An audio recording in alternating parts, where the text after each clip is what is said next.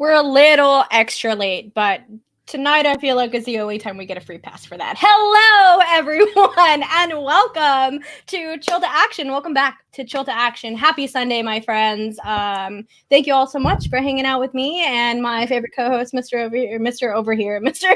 Paul Denuzio. It's a new nickname I had. I didn't know that, Mr. Over Here. Mr. Over Here. Okay, I'll take it. I'm excited. I just learned that brownout means something different than I knew before. I said I had a brownout that I found what that meant, and I'm going to take that back. I don't know if I want to say that, but I did have a near blackout. That's the reason why we were late. All of a sudden, the power went a little fuzzy. I had to restart my router. And yes, Galactus, Ed Harris does hate it when people are late, so I feel very bad. But yeah, it's true. We're here now. But we can blame this on Paul's brownout.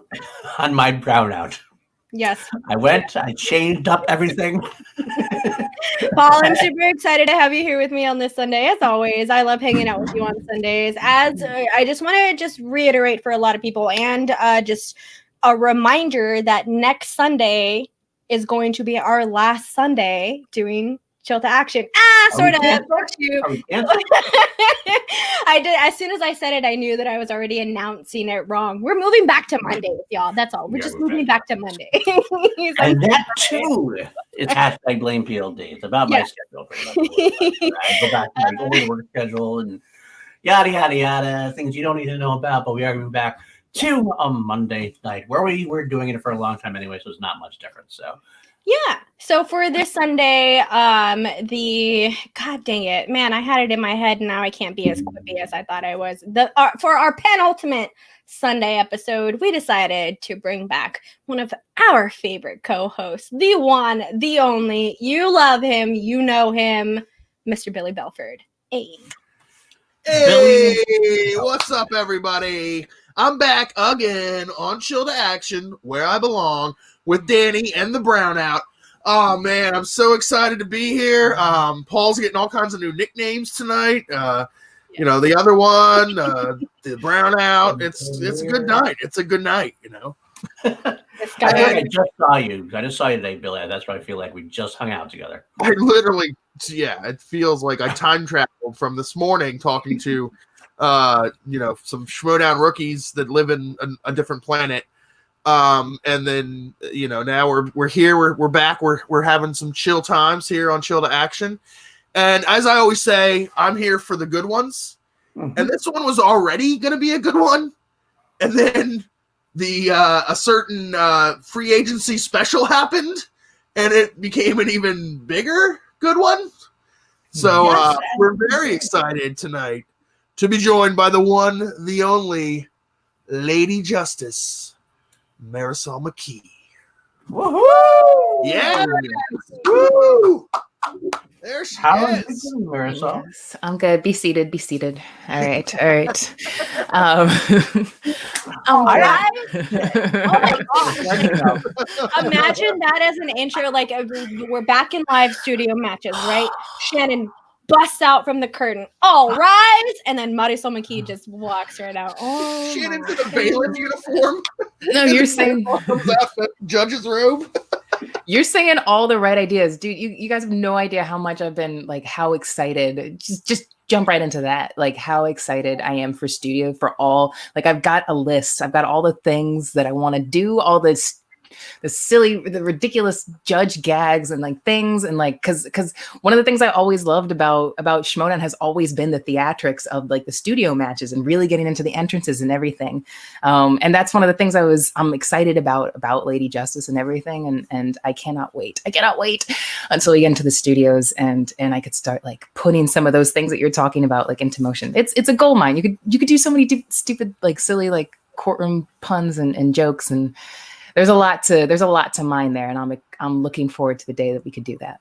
I'm liking what I'm hearing, and we are moving in that direction. I feel like we're finally starting to feel like we're not there yet, but there's that light at the end of the tunnel that's there. So I'm excited to have you on. I feel like it's kind of strange. Almost feel like we had you on for the spectacular after show special. So it almost feels like we've never had you on Chill to Action. It feels like something a mistake we are rectifying tonight. It's great to have you back, especially after such a big Friday for you. definitely has your name a little bit in the news that weekend. How are you feeling now after that whole thing? We're going to break it down a little bit, but just overall, how are you feeling right now? I feel good. I feel excited. I have a new wind behind my back for this new season. Breathed a sigh of relief. There was a lot of getting, I felt like I was getting quartered, for a second there. Like I just felt like I was going in all different directions, and now I just have this renewed this new fire and enthusiasm for the new season, and I'm really excited. Yeah. Super chat, right? From Corruption Cult. It's a good name for to be in the chat tonight, I guess. All rise for the adorable Lady Justice. How does it feel to have Deception back? Great question. Yeah. You guys know how I think you know how I feel about that. Yeah, that's the cherry on top of all of this. Yeah. I do want to ask about your relationship with Adam Collins, and you two both being rookies going into last season and everything like that. You two made a huge entrance into the Schmodown. I think both you and Adam Collins were very much well recepted. How does it, and now that you get to go back to Corruption and keep Deception together, working with Adam Collins, how is that for you? Like, how well do you vibe with each other? I just want to hear a little bit about yours and Adam's relationship with each other. Mm-hmm. No, totally. It's a really organic one that blossomed, that started uniquely because of this place, because of the Schmodown. And it blossomed because of a genuine love for movies and the common ground there. And we both speak the same language when it comes to specifically our type, like the way that we love movies and the way that we absorb them. And it's just blossomed from there. And that combined with our knowledge, complementing each other, it's just like the perfect storm of like all these ingredients, and like I said, it's developed organically, and it's only grown from there. And the most exciting part about all of this is just like we were not, there was no bookend on our experience as a team. We were just honestly like if you even look back to like what we were saying last season, like we are just getting started, and now this is a manifestation of that promise. Like we really are just getting started, and now our you guys will kind of just see it, how this partnership is blossoming and continuing to grow organically, like a flower. And I mean, like a poisonous flower. That's like gonna, yeah, there you go. Yeah. And I could not be more proud to say that I have, the Coyote as my partner again. And I'm just really excited. I'm glad that people are receptive to. That's the other cherry. The cherry on top of the cherry is that like if people are receptive to us as well, and it's not just us, in a corner just being like, well, we should be together because we think we're awesome. Like it's being felt. It's having some kind of impact on people, which is really, really, really touching and awesome to see as well. And that absolutely motivates us in the same way. So it's just this ball, this energy of passion and fury and motivation and firepower and knowledge and the thirst to keep getting better and improving. And I think that's all going to come together really, really spectacularly when Teams finally starts up again. Yeah. Use that word specifically, didn't you? I gotta say, use that word specifically, didn't you? Spectacularly. Is that spectacularly? I don't know. You tell me. Adam playing it spectacular. I like that. That is the key statement behind it when Teams comes back up. So with this new season that's going in, we do know that Teams is somewhat kind of going to be on the back burner. Do you feel prepared enough as a singles player to go in for singles? Yes. I have been preparing. They're two sides of the same coin. I've been preparing for Teams, even frankly, even not knowing that I was going to be on Corruption. I've still been preparing for Teams with Adam in the off season. And that's gone double for my singles career, because that's going to be my bread and butter, especially considering that Teams is going to be on hiatus for the beginning of the season. This is an opportunity for me to make good on, a lot of, to make good on on how I'm being promoted. You know, like I want to make good on the potential. I know that there are people that are excited to see me, and I know there are people who are also skeptical too, and are just like, well, this is a lot of potential. There's a lot of potential to put on a person.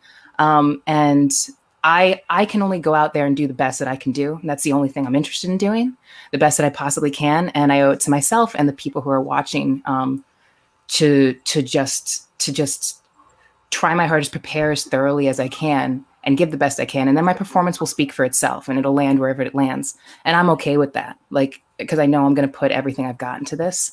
And then there'll at least be like something tangible for people to then talk about further, instead of the conversation just being about my potential. So nice. I'm thrilled for singles. Good. Adam Collins does. I want to throw it up. I've had it up there for a while, but Adam Collins just paying to say preach, but lady. Adam, thank you, of course, God, who've been there. Very supportive. Okay. Coyote. Now, we talked a little bit before the show about it, but so how relieved are you to not have to worry about going into the draft and to be back home at Corruption, so you don't have to worry about that? Oh, Jesus. Like, I think my blood pressure is on average about, a lot lower than it was last week.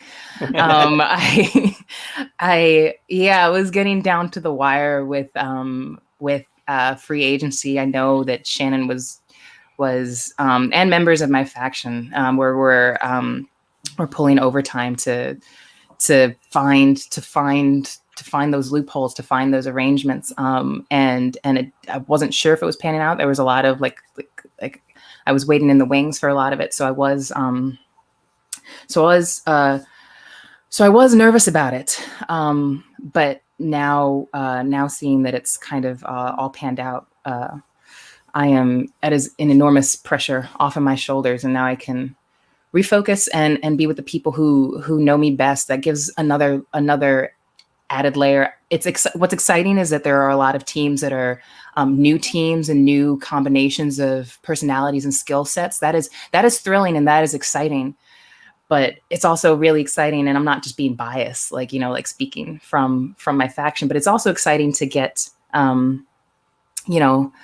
us or hate us. It's exciting to also have like a reunion of like people that were really great together and were exciting to watch and were formidable together, to keep that together too at the same time. I think that balances out all the new exciting combinations that we have, so. Yeah, it's funny. You mentioned the word pressure. The pressure was off you, and that kind of pressure is often away. You don't have to wait for that. But do you feel any kind of added pressure now? This is such a big deal. This trade was. I mean, the pundits, the Schmodown media pundits and players, I've heard about it through a lot of different shows now. It seems like there's some split. There's some people who are saying that Shannon fleeced Kate and took her to the cleaners. And then there's other people who go the other way and think that maybe Shannon overreached because now she doesn't have a pick until the 25th pick now in the draft. Do you feel like an added pressure now on to like prove that Shannon did right to trade back for you, to give up all of that early draft potential and just how to sign you? Is that something that's switched over for you now, or you feel calm, ready to go? I do feel that pressure. I have absorbed that a little bit. I do feel that pressure, but it's not. It's a pressure that's not smothering the fire. It's fueling the fire. If I could word that correctly, it's adding to.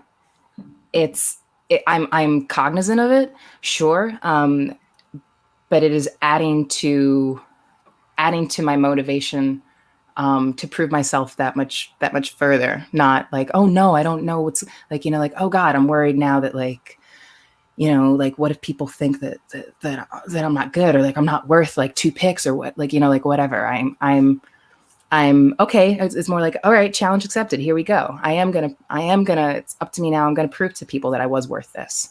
So I'm looking at it and like a more like on the upswing, a more positive motivation. Yeah, I think that's what it was for me when watching that trade go down, hearing Kate pick you in her free agency and then learning about the trade on the rundown afterwards.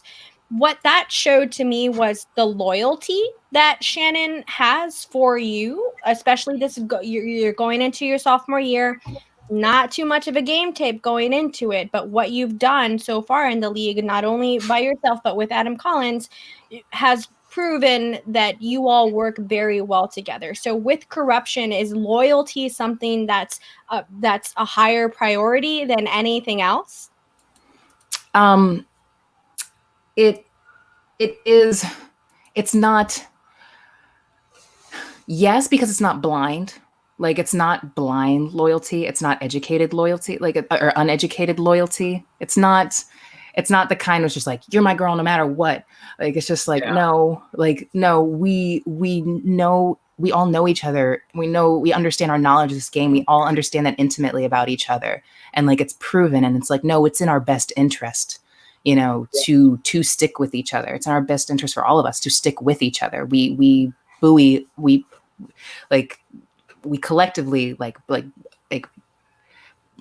lift each other up. It's in our best interest to stick with each other. Nice. And that's what fuels that loyalty. Because we have the shit to back it up. And yeah, so that's that. I also think that like Shannon is a very loyal person, but Shannon also likes to win. So if you weren't able to help her win, she wouldn't have even tried to sign you, let alone trade for you. So Shannon knows like what you bring to the table, not only in your own right, how you work with Adam, what you bring to the whole faction. That's what she's trading for. She's not trading for a friend to sip, mojitos with. It's like Exactly. Exactly. That's why that's a lot of what factors into it. It's not just it's more than one thing with corruption. It's not that, it's not that we all just like each other, so we want to be together, or like we're all good at answering questions, so we want to be together. It's a combination of skill, chemistry, like rapport, like commitment, flexibility, decency.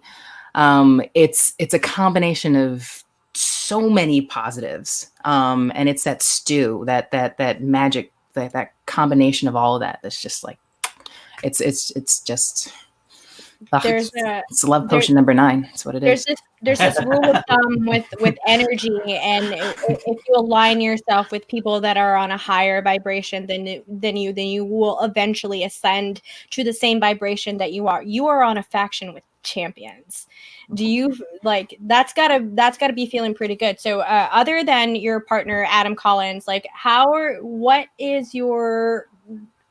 you helping Shannon prep for who else you're looking at on this team? Because like you still have to have this somewhat protection for the rest of your faction. Are you helping out? Are you all communicating with each other with who you have like on the looks out? You don't have to tell us too much of your drafting strategy, but no. I can tell you just enough. I can tell you honestly, because it was also kind of in the wings with me about like whether I was even going to be on corruption for going into the season or not. So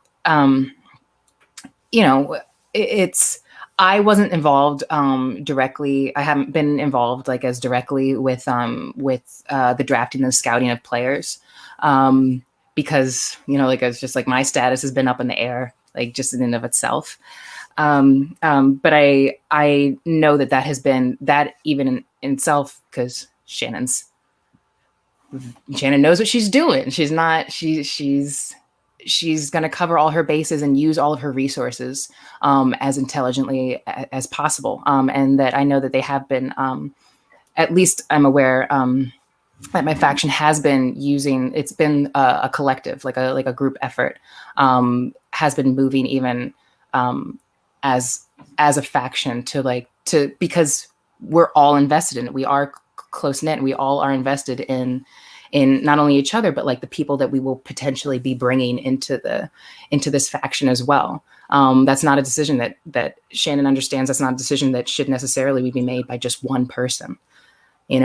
She's much wiser than that. She's much more insightful than that. And so, I don't have the inner details of it, but yeah. We do have a super chat I want to throw up there for again from Corruption Cult. Thank you so much, Corruption Cult. We were expecting a name like Justice Coyotes. Who came up with Deception? It was the perfect, iconic name immediately. I do love the name Deception. I think it works very well with Corruption. Really good. It is. That is the consensus. It has been a really good fit. That's all the brains of it all. That's the chairman. He knows what he's doing. And he picked the right one. Deception has been the kicker. It was his brainchild. Personally, honestly, I think I needed some convincing at first, because I had Adam and I had a brainstorm. We had a list of all these names, because we were super excited about being a team together. Like, we were really excited. So we should have a gigantic list of like, oh, what are we going to call ourselves? But no, all of them paled in comparison to what Christian picked. He had the right idea. Deception's pretty awesome. Do you have a second favorite? The alternate world of the Schmodown, so to speak. I'm not gonna say my second favorite because Christian doesn't like it. he has banned it, and he doesn't want anybody to mention it. So throw it off into the corner with the hot man. So I cannot divulge. But it's the team that shall not be named. So. Justin, sorry, I'm going to pull this up. Justin's put in the chat. Furry Vengeance. I cannot say that was on the short list. I will say that Furry Vengeance was absolutely on the short list. And we had to convince some other people in our faction. I was like, well, Furry Vengeance is brilliant. Hello, it works on so many levels. Hello, and we could finally bring like more attention to that, like that Brendan Fraser classic that was lost to history that needs to be acknowledged. Hello, it works on so many levels, but nobody was picking up what I was putting down. So I love it. I like what Adam Collins is saying down there, though. I love language right there. As well. I'm all for like the dumber the pun, the better. So like, yeah, like Whiskey Business was also. I'm a big fan. I'm a big fan of whiskey. I'm a big fan of the bourbons and the whiskeys, and so is Adam. So we were just like, this makes sense. Shocking at the Schmodown. Someone would like whiskey or bourbon. I know, right? Yeah. I don't know if I'll get along with any of these people. Oh, yeah. As we say. There was a lot of bourbon at that Orlando live event after the live event. I remember that. Yeah. So have you talked to anyone outside of your faction? Is there anyone outside of your faction that has been really helpful to you? Not just in like study wise, but just like as a mentor in any sort of way outside of your faction in the Schmodown that you've been able to talk to? As far as like actual mentor, I don't think so. Not like actual mentor, but one of the beautiful things, humbling things is just there has been like I have, even though like I'm off in Never Land over here on the East Coast, and like it's all been digital. There have been so many players and managers as well who have reached out and just established like this connection and conversation and just like a open like dialogue and have welcomed me in and just introduce myself, because I need to, it takes a little bit for me to warm up in social situations, which is my hurdle to climb with this whole experience here. It always has been. But there have been plenty of competitors and people who have engaged and reached out, and are just the sweetest people in the world, and people that I saw and I was like, oh, they look awesome. And then I've talked to them, like I exchanged messages with them, and I've been like, wow, like this, you're awesome. And there's so many awesome people in particular, like just people that I've talked to like on and off, like Silver Straney is great. Ace is a peach. I think we all knew that. Like we all know that. But yeah, no, I know. But he really is. And even people, like even people who it also goes to show just how different people are, how much like people are committed to character, like Chandra. Even like I've had a few great conversations with Chandra. Like there's so many despite where we are, where we're coming from, or what people put out there, you know, like for specifically the Schmodown, there are some really special and phenomenal people, just truly decent people that make up this league, which I'm meeting more of them every day, and it's a beautiful thing, and I'm really appreciative of that. Oh, great. Well, speaking of talking to managers, so you signed with the Den, and then were traded back to Corruption. So, what was the process of signing with the Den like? Specifically, as a second to that, when did you know this was happening at this point? Did you did you get drafted and then you found out after, or did you know before this was a plan that was in place? So it was like a 1-2 punch with me finding out about the draft, leading right up to the leading right up to that week up into the free agency. And then Christian decided to announce it like right immediately after the free agency. But I had been, it was not like placed, it was not left, like fortunately for my peace of mind, it was not left up in the air that I was getting drafted and then not coming back to Corruption. That was established, like when Shannon came to me and talked to me about it, it was established that I was going to be drafted to the Den and come back to Corruption and come right back to Corruption. Okay. So they didn't toy with my emotions too much in that regard. They let me know straight up that it was the package deal. It was like the only reason that I was signing there in the first place was to come back around to Corruption. Okay, so you knew going in that was the deal. I'm signing with Den, but I'm going back to Corruption. Okay. Mm-hmm. Yeah, I did. I did. Yeah, fair enough. I mean, it's kind of one of those things that's like, even though you have to speak like you're the guy, it made sense. Everybody kind of knew what was going down, and it made sense. Truthfully about it, I did know, but like it doesn't take away from the fact that I was going to be open. Like I still was making good on what I prepared myself for personally. Like I was going to be open to wherever I went. Like I was going to have to be. And I had spent this off season preparing myself mentally for that, knowing how much, you know, like I was committed in my heart to Corruption, but like being a realist about it and understanding that like, look, it's looking more and more unlikely that this is not going to happen. So you need to be prepared to like go to another faction. So like even though I was excited to still knowing that I was going back to Corruption, at the end of the day, like I was ready underneath it all to like go to the Den, like per se, like to go and to put my best foot forward there, and see how that plays out. Cause that's what I'm here to do. Did that ever pass through your mind? I mean, like, relationships involved, so it could be tricky. But there could have been a take where, like, you made this deal, or you know, Kate made the deal, and then at the end of the day, she drafts you, and then says, I think I'm going to keep her."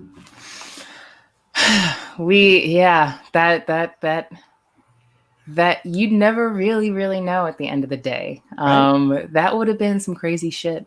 So, that would have been a heartbreaker. It really would have. Fortunately for us, Kate has integrity, you know. So you know, she's good people. She's not quite in the business of dicking people over, which is a full-time job for some other people in the Schmodown, and hey. it's not quite her MO, at least here, you know, like we were very happy to see it wasn't her MO. So that worked in our favor, but you know, I'm going to take it case by case, because this is the theme of season 8 is war. So it was always could have been a possibility, you know, but no, we were on we were on the positive end of that deal there. Yeah, and she held up her end of the bargain. Wow, that's calling somebody out there. I wasn't saying any names. I wasn't saying no names, but okay. I mean, let's be honest, there was a history in the showdown of people backing out of deals or, you know, baiting and switching people, you know, going all the way back to, you know, JTE and Finstock when he tried to leave Finstock for Clark Wolf. So, right, like it happens all the time. Yeah, no, it would have been her prerogative to do that because like I said, it's war, like, you know, like it's whatever can happen, but all fair. Exactly. But as it went, I have no complaints. Down in war. Exactly. Well, Corruption Cult again, man, he's totally doing awesome by us tonight, Corruption Cult. Do you want to throw your gavel into the IG? I like that phrasing. Gavel. I do too. Oh, yeah. Really good. Or I can say throw my wig. Yeah, my Your big, powdered wig. Yeah, my giant powdered wig.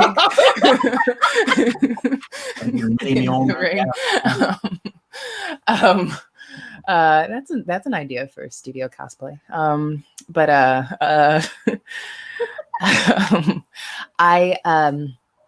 IG is very tempting to me. IG is very tempting. It's a card on the table. It's very tempting for me right now as a player. I'm also like one step at a time.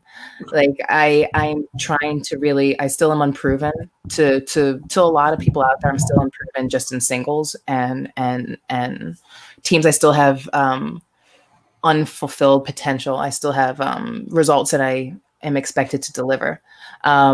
So I'm gonna focus on task at hand for now. I haven't rolled IG out even for like this season potentially. You know, like I won't roll it out for this season because there are some serious passions in that realm that I harbor.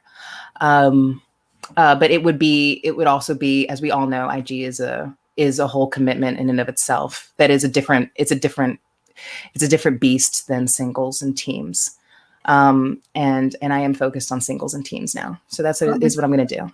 But I wonder if you would be more tempted to do so if you weren't on a faction that already had Mike Kalinowski and Chance Ellison already in there as well. If you were on a faction that had lesser edgy players, would be more tempted? I'll get more points that way. That is a fair question, and I will answer it because that also is.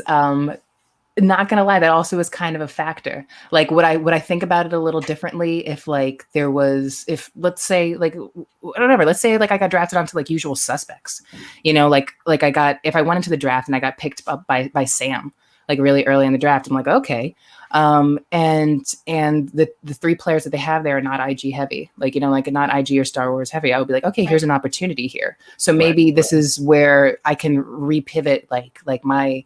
Like what I'm going to make a name for myself for, or how I'm going to prove myself for. I think I would have thought about that different. I think that would have factored in if the situation were drastic.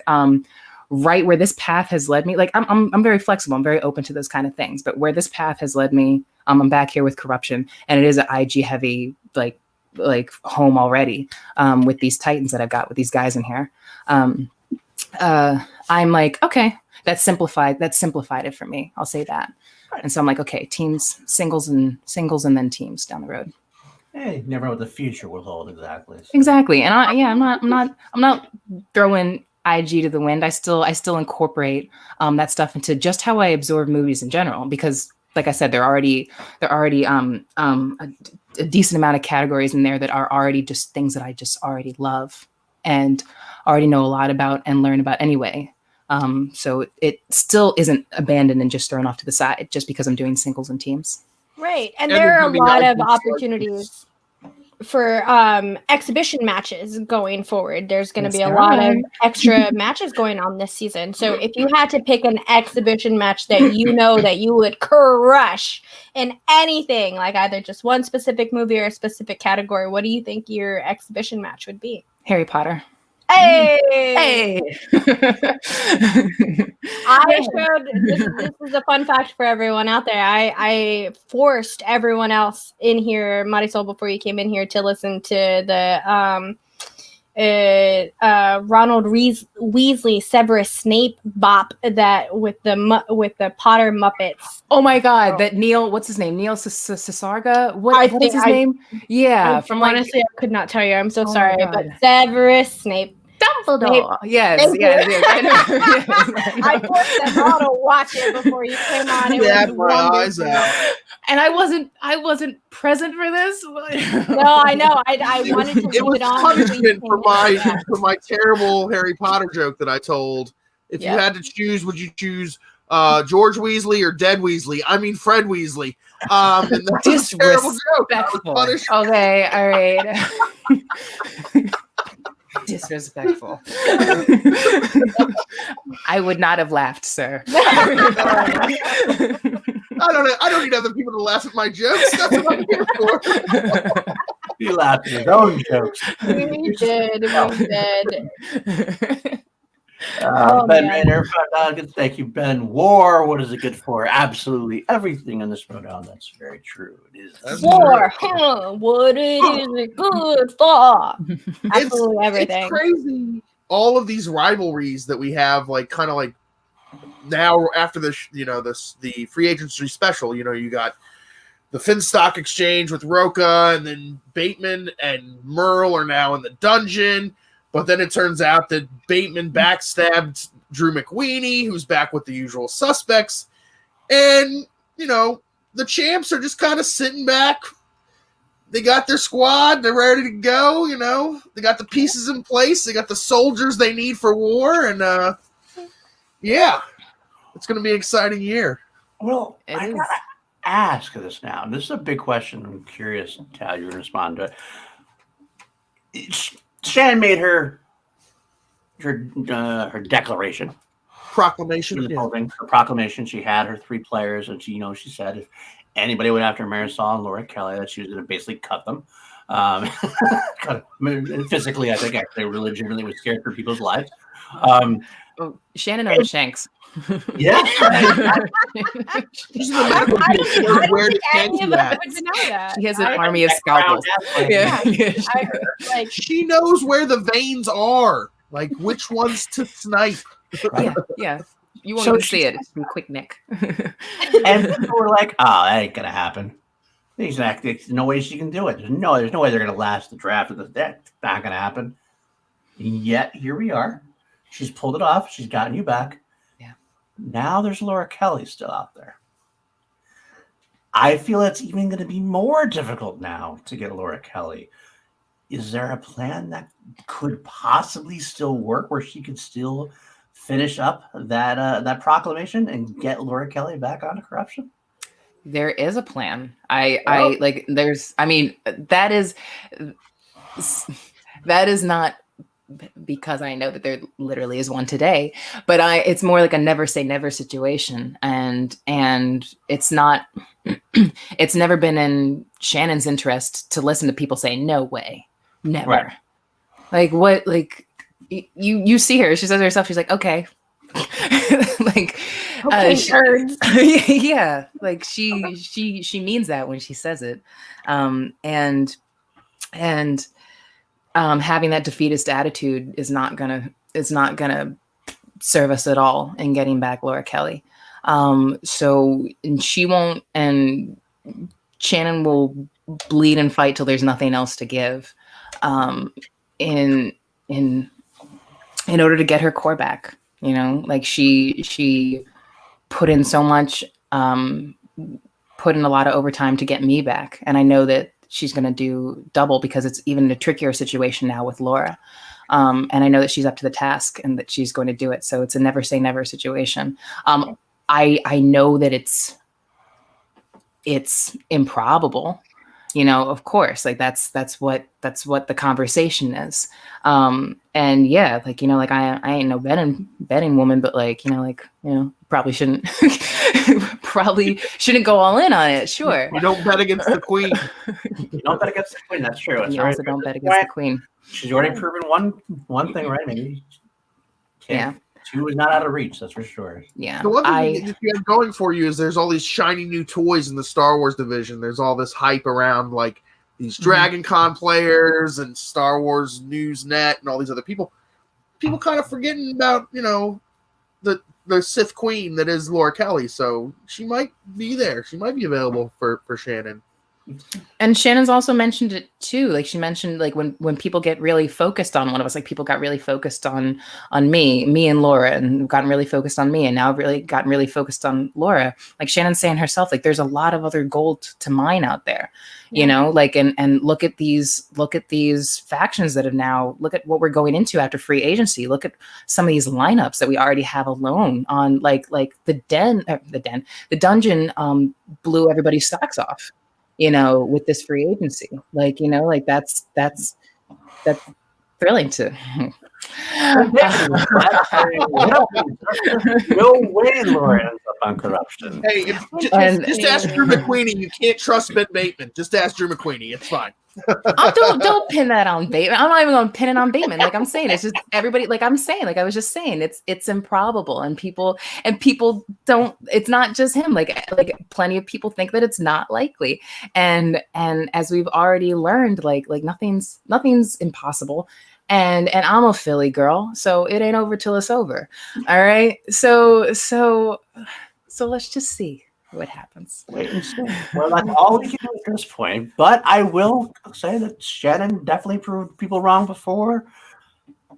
Maybe she'll find a way to make it work again. Look, if there's anything that I learned from watching the Queen's Gambit, is that apparently the Queen is the most important piece on a chessboard. So that's for sure. Oh, yeah. And I suck at chess. I know rooks and knights, and that's about all I know about. I've played it a lot. Bishop, she'll slice you at angles. I've played it a lot. I just usually lose because I'm usually playing against people better than me. Yes, that's my experience with it. Yeah. Philly in the house, though. That's amazing. Oh, we need more Philly representation in the throwdown. We do. I grew up in Delaware, so I spent a lot of time in Philly. So Oh, beautiful! Awesome. Yeah, representation is important, and having a lot of women inside of the league has also been something that's been very nice for me to see. You're one of my favorite players inside of the league, so I definitely hope that you, Shannon, and Laura do find a way to continue to be with each other. I'm not gonna lie, I would actually kind of love to see if Molly Damon kind of slips into corruption. So that would be a lot of fun to see as well. Would love to have Molly in corruption too. I wouldn't complain to that as well. Can I have both her and Laura? Can I do that?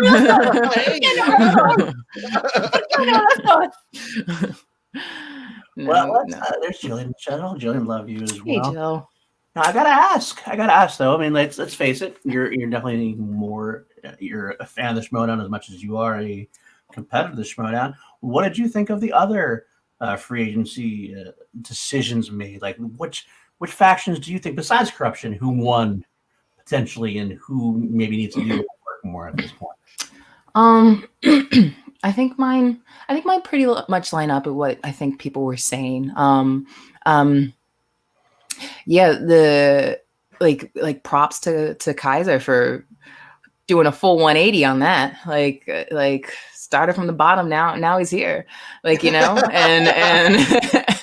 and that was pretty impressive. And that's a hell of a lineup. I want to smash my beers just hearing it. Like, yes, sorry, my bias is showing. I'm so sorry. No, that's a best case scenario. That's the beauty of these drafts. Like, that's a best case scenario. That's why we draft. That's why we do this. So that you keep it interesting and you shake it up, and people don't get stuck in ruts. Factions don't get stuck in ruts. That's a great jumping off point.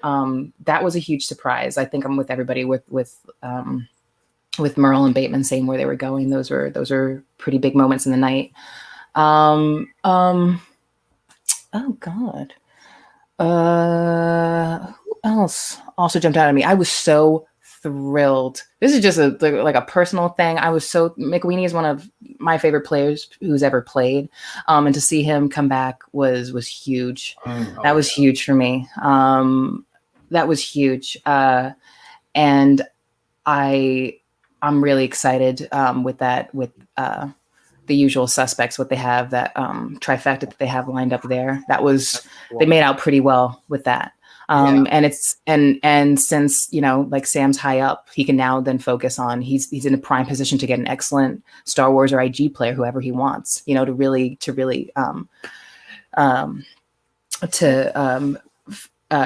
you know, wrap that up, you know, like round that out and make a really solid, really solid squad there. That was exciting.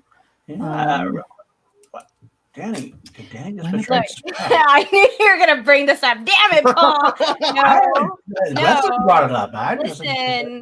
Listen, it's always gonna be drip over here. I'm sorry, but the dungeon did its thing today, and there's just because for sake of everyone that's here, Marisol, thank you so very much for coming on our show. Corruption has always been one of those factions that like you either love to root for them or love to hate them. Like that's just always been the type of faction that Corruption is. So it's very hard, especially as a longtime Schmodown fan, to pinpoint like one place that like this is my fucking faction. Honestly, if Ben Bateman and Andrew Guy ever end up on a faction together, then that's end all be all, and that's on D right there, okay? But for the most point, it's really hard to pick a faction that is a favorite. Like I'm always gonna be, you know, Dungeon, Rockstar, Swag, all of that. Those are my core three, but like knowing what everyone else has done, and specifically Shannon Barney, like watching Shannon Barney wreck shop in the fucking Schmodown this past year has been a beautiful thing to watch. You, Marisol, have to be super proud of your manager and everything that you all have gone through in this season. So I just want to give me a quick breakdown of some feelings that you all had with each other throughout last season, season 7. Oh, I mean, it was a journey. It was a journey, and it was all of that passion that was demonstrated like on screen and everything just did not stop the second the cameras are off. Like that translated. None of that was an act or a show or putting your foot forward and saying that you're doing something that you're just not. You know you're not, but you want people to think that you are. Like that was never a part of it. For our faction or for anything that Shannon said. And I think that comes across. Everybody knows, everybody understands, because Shannon's so good at what she does. She's great at being an amazing character, and putting that out and and you knowing that she's taking things as far as she can without crossing lines, you know, like or getting out of line. You just are enjoying it so much because you know she's so committed to character, but also at the same time, you know that she's not a character. You could just tell so right away when she's just being genuine about where she's coming from or why she's doing what she's doing. And you could tell because it's unmistakable. You could tell when she is being genuine about what she's about and how she has conducted herself with our team. Everything adds up. By the end of the year, I was so thrilled. I could not have been more thrilled going into the Schmodown Awards that she won Manager of the Year. That was so deserved. It wasn't even funny. You know, it's there were so many other excellent managers, of course. And I respect and acknowledge what they did, but what just like putting my bias aside, just what Shannon did, all the plates that Shannon was juggling and what she was able to accomplish when you factor all of that together is monumental. For sure. I do want to throw up there. Ben responds, says, starting from the bottom, may as well give us the titles now. Love the idea of a Lady Justice team up, though. All conversations had were in seriousness. Respect. Quick question. Remind me, what faction were Ben, Merle, and Ben Bateman on last year? They were the same faction, right? How'd that work out? Did they win? Did they come in second? No? None of that? Oh, okay. Cool. Just like their faction head, John Rook. I don't know. Just saying. The best thing I saw, you know. No, that would have been, hey, it's a new season, all of that, better for worse. Hey, Sean. who knows? There were so many possibilities. Like right up until free agency, there was really anything could have happened. And yeah, who knows? Like I could have been, who knows? In a alternate timeline, Marty McFly would have dropped in on me and Bateman on a team. Who knows? Wow. Hey, wow. That could have been. You never know. Trader to Justice. That would have been the team name. Trader to Justice. I had to keep all my options open. I don't know if we would have stuck with that name. But We could have figured something out. So I think I had Sean Sullivan in the chat. Other Star Wars guy hasn't been talking about as much. He's a big Star Wars guy. I wonder where he's gonna end up as well. Big fan of Sean Sullivan on this stream. That's for a sure. crazy division this year. That Star Wars division is so loaded with. I was gonna say Sean Sullivan, like he's one of the guys. He has experience in the game, which is something you can't discount. I mean, a lot of these new players are coming in, but Sean does have the experience. So that's so managers should keep an eye on.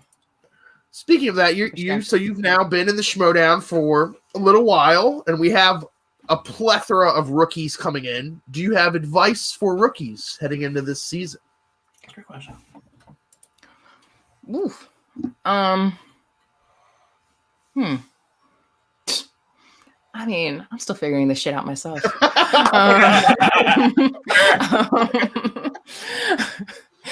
I'm not gonna sit here and be like, yes, I'm this wise, this Schmodown master on a mountain.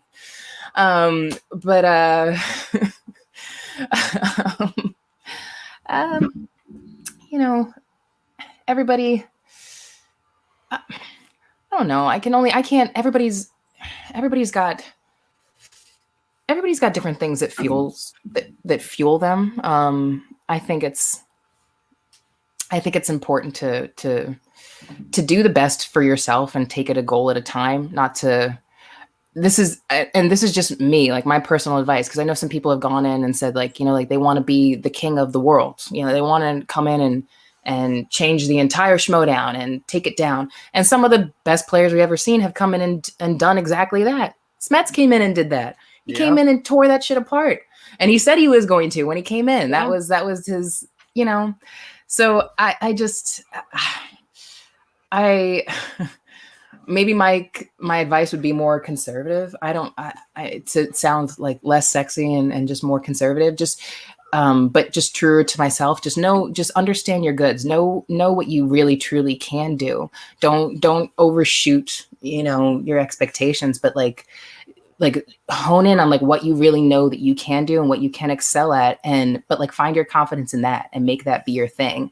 Not to. I think one of the best things that any of the rookies can come in is make a name for themselves uniquely in like what they are like find what is unique about them and have that be their selling point, rather than just say they're going to surpass something that somebody else has already done, or measure your success by some other people who have come before you. If you really want to blow people's minds and blow people out of the water and make a name for yourself, like do just that, like in your own way. And that'll take a lot of the pressure off of people's shoulders, I think, coming into this. I don't know. You've also seen, and we've also seen before that nobody really likes the rookies who are too full of themselves, so don't be too cocky, because that just frankly, like directly, like look what happened.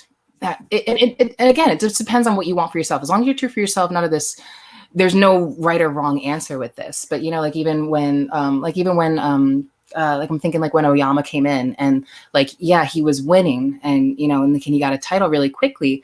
But if you come in without like that, I think everybody learned a lot from that example. Like if you come in without like necessarily you're perceived as not having like a respect for the game or something like that, and you come in with a certain attitude, it puts like it shines a bad light on your success, that even though people like, I don't think it will get people to all right. I don't think it'll give people the respect that ultimately it'll diminish the respect that you would otherwise have. It'll diminish respect even if you win and you have this golden glory. I think that is something that will hurt the respect that you actually get in the game. Yeah, I agree. So something to be mindful. And I know people come in really excited to prove themselves, but those are things to be mindful of. Mm-hmm. Absolutely. What are your opinions? We've actually seen the game evolve for a couple of years now, but specifically now the chairman put forth the new scoring system. What was your response to the new scoring system? You like it? Is it perfect now? Is it a step in the right direction? Should more be done, do you think? What were your thoughts on it? It's a step in the right direction. Absolutely. Not gonna like put it in stone and say like, oh, that's got this figured out. Like, but I think it does amend a lot of questions, a lot of like plot holes from the previous seasons. And I do absolutely think it's a step direction. I'm enthusiastic for it. I'm on board for it. And we learned from what happened with Finstock last year. We learned from that, like even that specifically, like we learned like oh shit, like even like it's another way to relook at the situation and not have teams that are really successful being somehow like penalized at the same time for being successful and being put at a disadvantage for being super successful. So it does create more balance. And it does create more incentive. Like I know character is really a big thing, but it also does inject another sense of competition under people's tail feathers, like it's just now the notion that there is a consequence, there's a consequence for sucking. Yeah. like Now there is, yeah. I mean, like that's what I'm gonna call it from now on. Phrasing, That's the consequence there. for sucking, okay? That's a phrasing I didn't rethink, but I'm all right with using it. Consequence for sucking. Have we not learned anything from Brownout tonight? All right. Marisol with the win! Yes! That's callbacks in me. I got some in me. But yeah, I think that with that everybody should still, obviously we're all just still gonna have fun, but it'll put pressure on the people who are really fun to still kick it up a notch, and still and entertain, take it to the next level. I think it'll get a lot of people across the board to take it to the next level, and I think it's a good motivator. Without alienating people, it won't necessarily alienate lower tier players or whatever you want to call it, but it will give an incentive to everybody across the board, and we'll all be better for it. Jake Yakoveta with a super chat. Jake, always good to see you as always. Honestly, I love seeing Marisol gain her confidence and voice over the last year. She's come so far, and I love it. Thanks, Jake. Good dude. Billy, just to clarify, that thumbs down was to Jake, not Marisol. For Jake, specifically. Not what Jake said. Just to Jake's dumb face. Fair enough. Just want to make sure. And Maris said maybe the queen of corruption, but Marisol is the queen of callbacks. Hashtag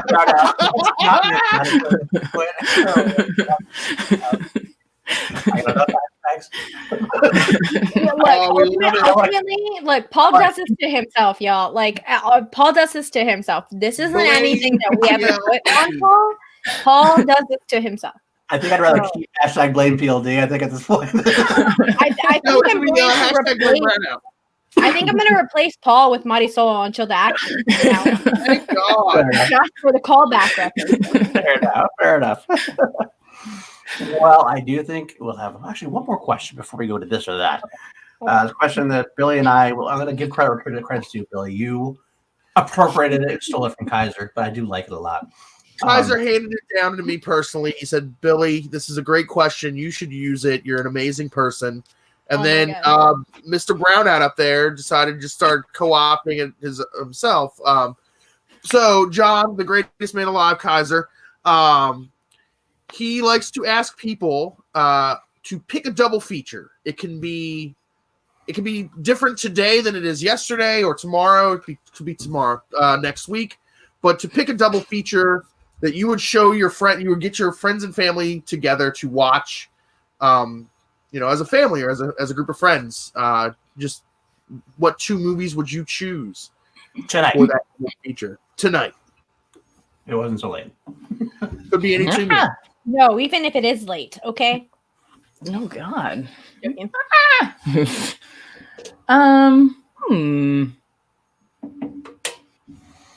Like for me today, personally, my 2 movies are Catch Me If You Can and The Sting. So that would be my double feature that I would show people today, right now. I already my 2 instantly popped up inside of my head. So the very first 2 that I thought, like today, if I made my family watch a double feature today, it would be a Book of Life and then Coco. Oh, I like that. Yeah. I like that a lot. I'm feeling only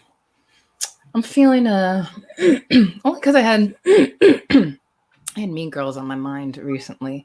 I think well, it's not my pick though, but it started getting my wheels turning. I think I would pick a double feature with Heathers and Bring It On.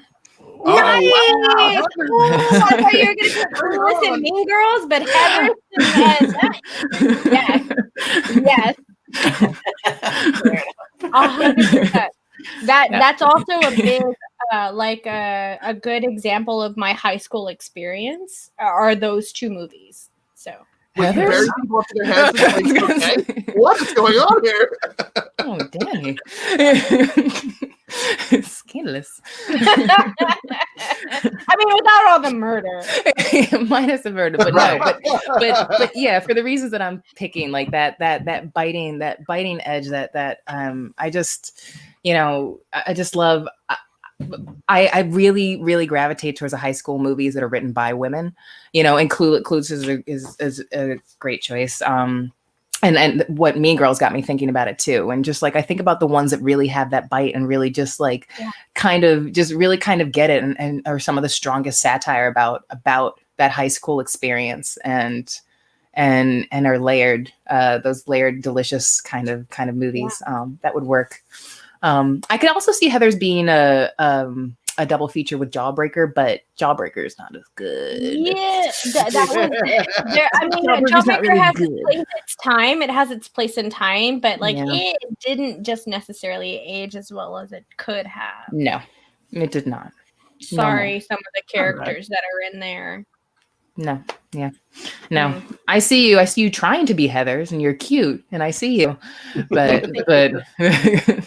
Cute. What you did there with a popsicle scene. I see what you did there. Exactly. Number 2, we got Dead Poet Society and Truman Show with Ed Harris. We got. Thanks for saying not. Oh my God, Jake! Damn it, Jake! One stream, Jake. One stream. Come on. Hey, Corruption Cole wants to know, how did it feel from going to the bottom to the top to win the faction championship? Wow. Well, that was no, it felt good. And even and the coolest thing about it is that it really did feel like a team effort, no matter if you were somebody who put nearly like 30 points into our success the way Adam Collins did. Let's not just like brush that over. Like the amount of points Adam Collins. Oh my God. Yeah. Just the amount of points he put up this season is mind boggling. And a testament to just the beginning of what he's going to do in his career. But yeah, even if you put up, Adam Collins numbers or, you put up like whatever, like 4 points, like I did, or 5, something like that. It was something like that. It was a testament to how much of a group effort all of this is that it still felt like it really felt truly like the team, the squad winning the faction race at the end. Oh, yeah. It really did feel, the camaraderie was still really there. And we were all truly able to say, this is our victory. Because a lot of us were just integral in each other's success in a lot of ways. And we were with and supporting all the members of the faction every step of the way. So yeah, So it felt pretty unifying. It was really special. And much obliged is Adam Collins. Much obliged. And I'll throw up there, by the way, Fitzcarraldo and Teen Wolf. Look at this dude. What? Okay. I like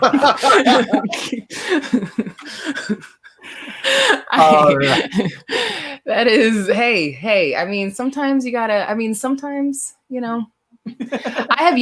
won't get too deep into that because I've yet to see Fitzcarraldo, but if anybody would understand spiritually the trauma that a high schooler who's turning into a werewolf is going to, it's probably Werner Herzog. It probably is. So, I love Werner Herzog good choice. so much. Good choice, Coyote. Oh, I do love that. Well, I do think it is time, especially because Indiana popped up now. It is definitely time to go into our next segment, and that is one of my favorite segments of Chill. This is this or that, and we've been doing it so long I don't feel like I even have to explain it, but I will. If you've never been here before, I will give Marisol 2 things, and she'll get to choose between them. It's that simple. She can ask for clarification. She can make up her own clarification, which is usually what I tend to push because it's about them. And audience, chat members, if you have anyone you want to throw in there, throw them in. Streamlabs always get definitively read. If you wanted to throw it in there also, I could go for that as well. So there's always one I typically had asked that I had retired. I was going to retire it, but for some reason it feels right to bring it back for this particular episode. Indiana Jones. I spoiled it. I spoiled it for Marisol, so I'm sorry. Already? Oh my God. I'm sorry. Well, I don't know the answer, so I'll ask it anyway. After seeing him in the chat, of course, would you be Team Guy or Team... I have a hard time calling him traitor now. But now, what is this? What is this now? What do we do with this or that now? Is it traitor or do we officially go back to Bateman? What is He brought the sunglasses back. He brought the cackle back. I'm sorry, did he reform Team Action? No, but he's still a traitor. He's a traitor. So I'm going to say Team Guy or Team... You're gonna say Team Guy or Team that guy? Yeah. Team other guy.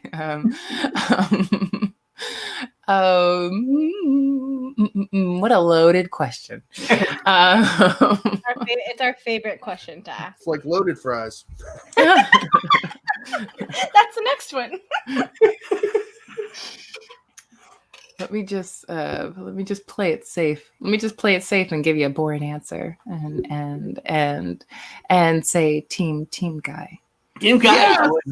That's always a safe choice, no matter where we are on the other guy. The right answer. Team Guy is always the safe choice and the right choice. So.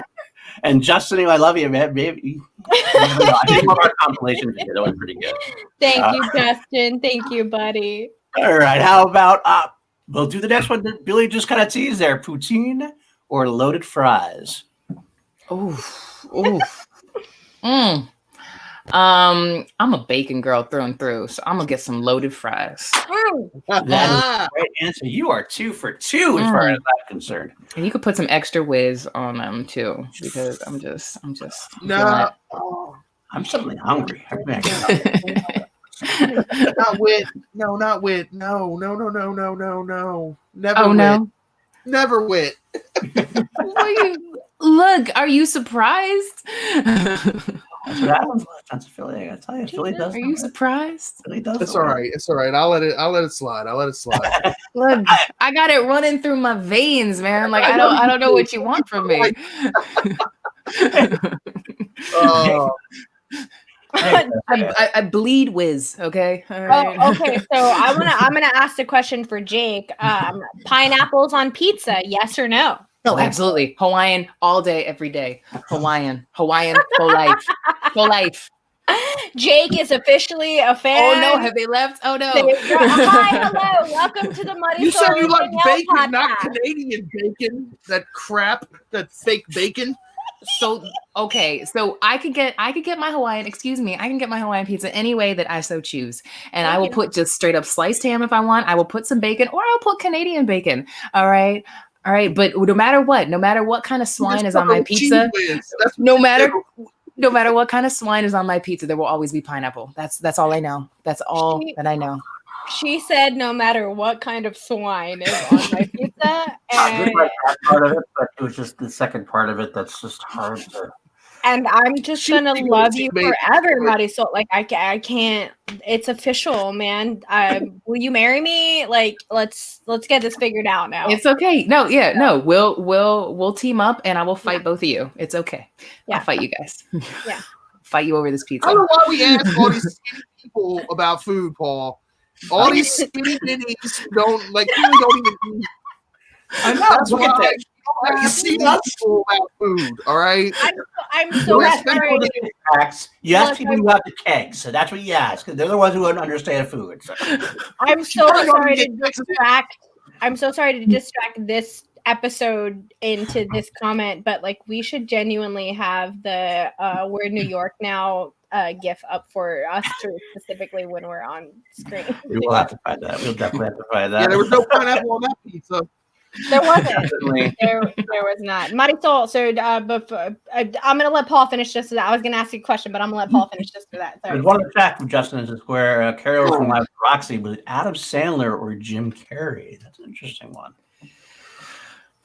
I mean, that's a really easy one for me. I'm sorry. That's Jim Carrey all day.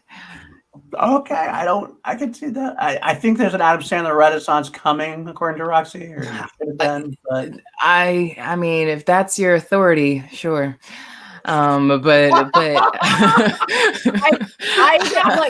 Here's my opinion. Here's my personal opinion on the subject. I agree. Like when I first heard this question, instantly Jim Carrey was a person who came to my mind. But after listening to Roxy talk about it, oh man, I really did watch every single Happy Madison movie that came out in the 90s and watched it over and over and over again. And I still kind of cringe when I see Ace Ventura. So it's those, but Jim Carrey all day over Adam Sandler. Personally, the actor, but if I'm thinking specifically those 90s movies that impacted me as a person, I'm more of a Happy Madison person. So. It'll be tricky. I mean, it really obviously it comes down to personal taste. Right. For me, I have not listened to I have yet to listen to Roxy's case for Sandler. But for me, I will just say it's pretty clear with me as a movie fan, Jim Carrey's highs are some serious highs that Adam Sandler will never come close to. 100%. He will never come close to. 100%. Agreed, 100%. And I know that they're both comfort food in their own ways. They both have like, and if you want to, sorry, Danny, but we want to talk about stinkers. I think Adam Sandler at this point on the timeline, Sandler has Carrey beat by a mile. Like, let's not even talk about Jack and Jill. yeah, he hasn't beaten a mile. Carrey got better as his career went along. I think Sandler's been uneven. Uncut Gems was a huge redemption point for sure. As was his speech. I think at what was it, the Independent Spirit Awards? It was something. He there was some speech that he gave. If you guys should look it up. Adam Sandler, because the Academy snubbed him, but he gave a speech. I think it was at the Independent Spirit Awards because he won Best Actor that year after. And it is 5 minutes of why Adam Sandler is awesome. So I'll be fair here, but you guys should look it up, YouTube it. I cried at his Chris Farley tribute song that he did also as well. Oh, for sure. Yeah, for sure. Yeah. But for me, you asked me, and for me, it's Jim Carrey. See, I'm not going to walk off of that one. That's fine. I won't walk off here in this one. Although going back to this, I concur with Pineapple and Swine. Just so you know, I got a DM from Christian after reading that. He's stripping you of the title now. Look, that just means all of y'all can try to send your joke pizzas to Corruption with pineapple on it. They're just gonna enjoy it. They're only going to enjoy it. Like you can't hate on Corruption, you can't clown on Corruption in any way because everything that you do to try to clown on Corruption, they're going to enjoy it and laugh at you. I guarantee you now, Mike's going to be eating a slice of pineapple pizza on every single match this season. Okay. If I need the reason to root against them. Oh my God. Pineapple on pizza during every match would absolutely make Corruption the heel back shit of the Schmodown. Oh man! All right, I'm so sorry, Paul. I'm so sorry. Paul. That's all right. That's all right. Oh, man, with flying on it too, is that like a knock on the dungeon and Kaiser and his pet pig? That's like almost Oh like my a God! No, I wouldn't come for Piggy Smalls. God. I wish I had a best friend as amazing as Piggy Smalls in my life, man. Quarantine would be a lot easier if I had a pig in here. Yeah, pigs are actually great pets. I have friends that have pigs, and they're great pets. Okay, I got a few more. I did actually read a little bit of your letterbox at one point. Raiders of the Lost Ark or Indiana Jones and the Last Crusade? Raiders. Your Raiders. Okay. Absolutely Raiders. Okay. It can't be toppled. I just mean absolutely because Raiders is just the perfect film. Last Crusade is also close to my heart. Legendary. It's just man. I have a question. Is it 1, 3, 2, 4 for you, or is it just 1, 3, 2? It's actually just 1 and 3 for me. Ooh, that's me. Spicy take. Spicy take. Yeah. Yeah, like it's just 1 and 3 for me. I'm sorry. No short round. No short. Dude, I wanted to suffocate Kate Capshaw with a pillow. That whole damn movie. Yes, I'm sorry. And there's some things that you can be like, I'm not worried because I'm like enjoying so much of this other stuff over here. And then short round, I respect short round's right to exist. But I respect it, but like she ruins my enjoyment. That not just that, but it's a lot of other reasons. As a little kid, Temple of Doom, it started really early when I was a little kid. Temple of Doom just scared me too much. It just scared me too much as a little kid. And that was hard to like overcome for me.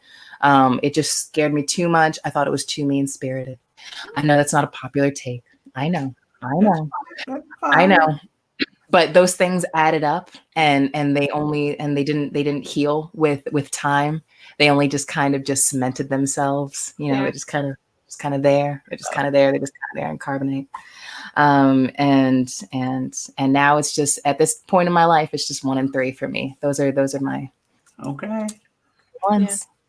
Adam Collins is a great one. What's a better Indiana Jones movie, Kingdom of the Crystal Skull or The Phantom? The Phantom.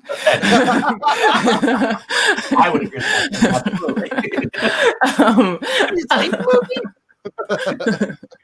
Absolutely. No, for sure. I mean, it just has what Kingdom of the Crystal Skull will never have, which is just Billy Zane in purple spandex.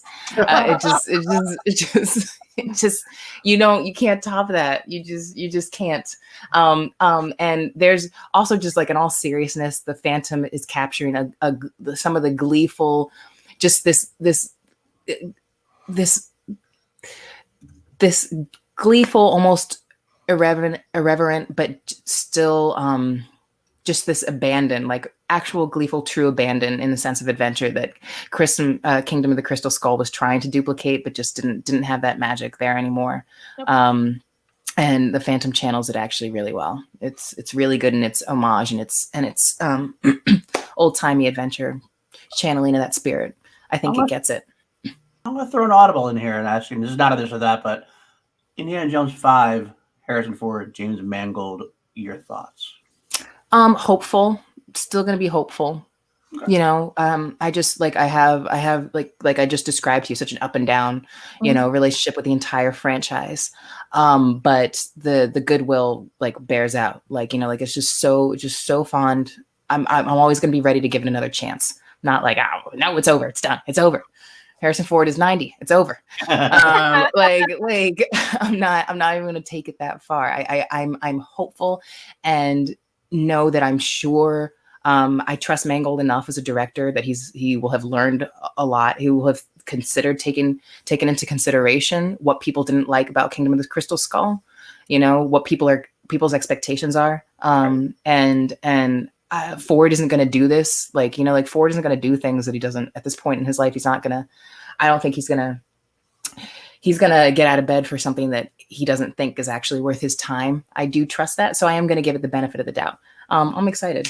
I'm hopeful about it.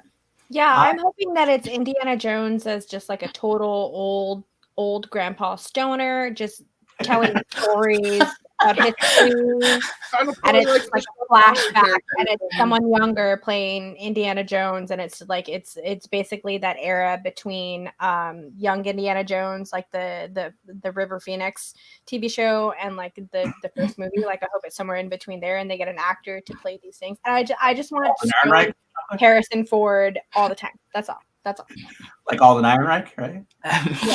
Yeah, give him another shot at another crack at this. Don't hate on Solo like that. I don't. I actually think he did a good job. I'm just it'd be kind of funny. Look at Billy. All right, sorry. No, what they should do, who they should hire is that guy from Age of Adelaide, who they cast to be a young Harrison Ford, who looked creepily like Harrison Ford. That was weird.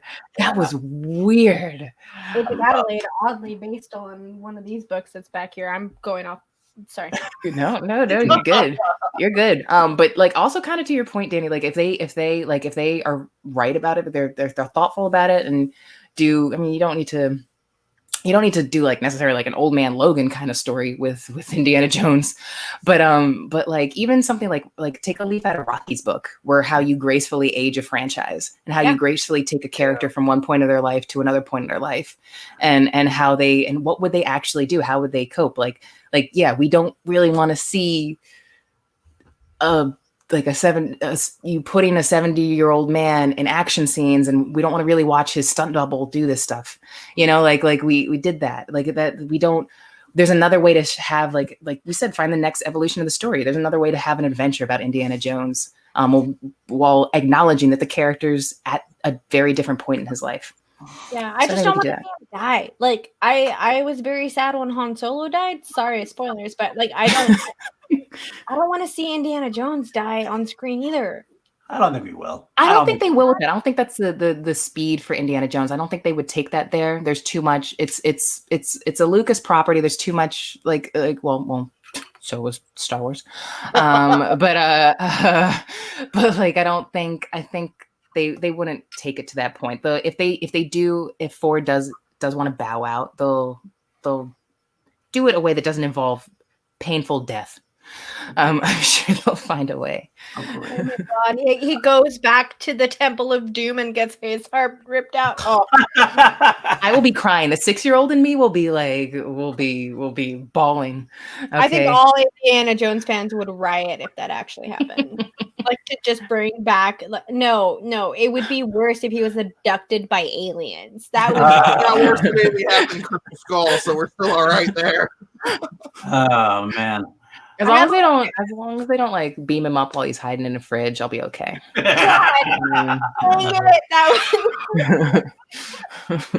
man, that shit was stupid. The aliens are swinging on vine to vine with.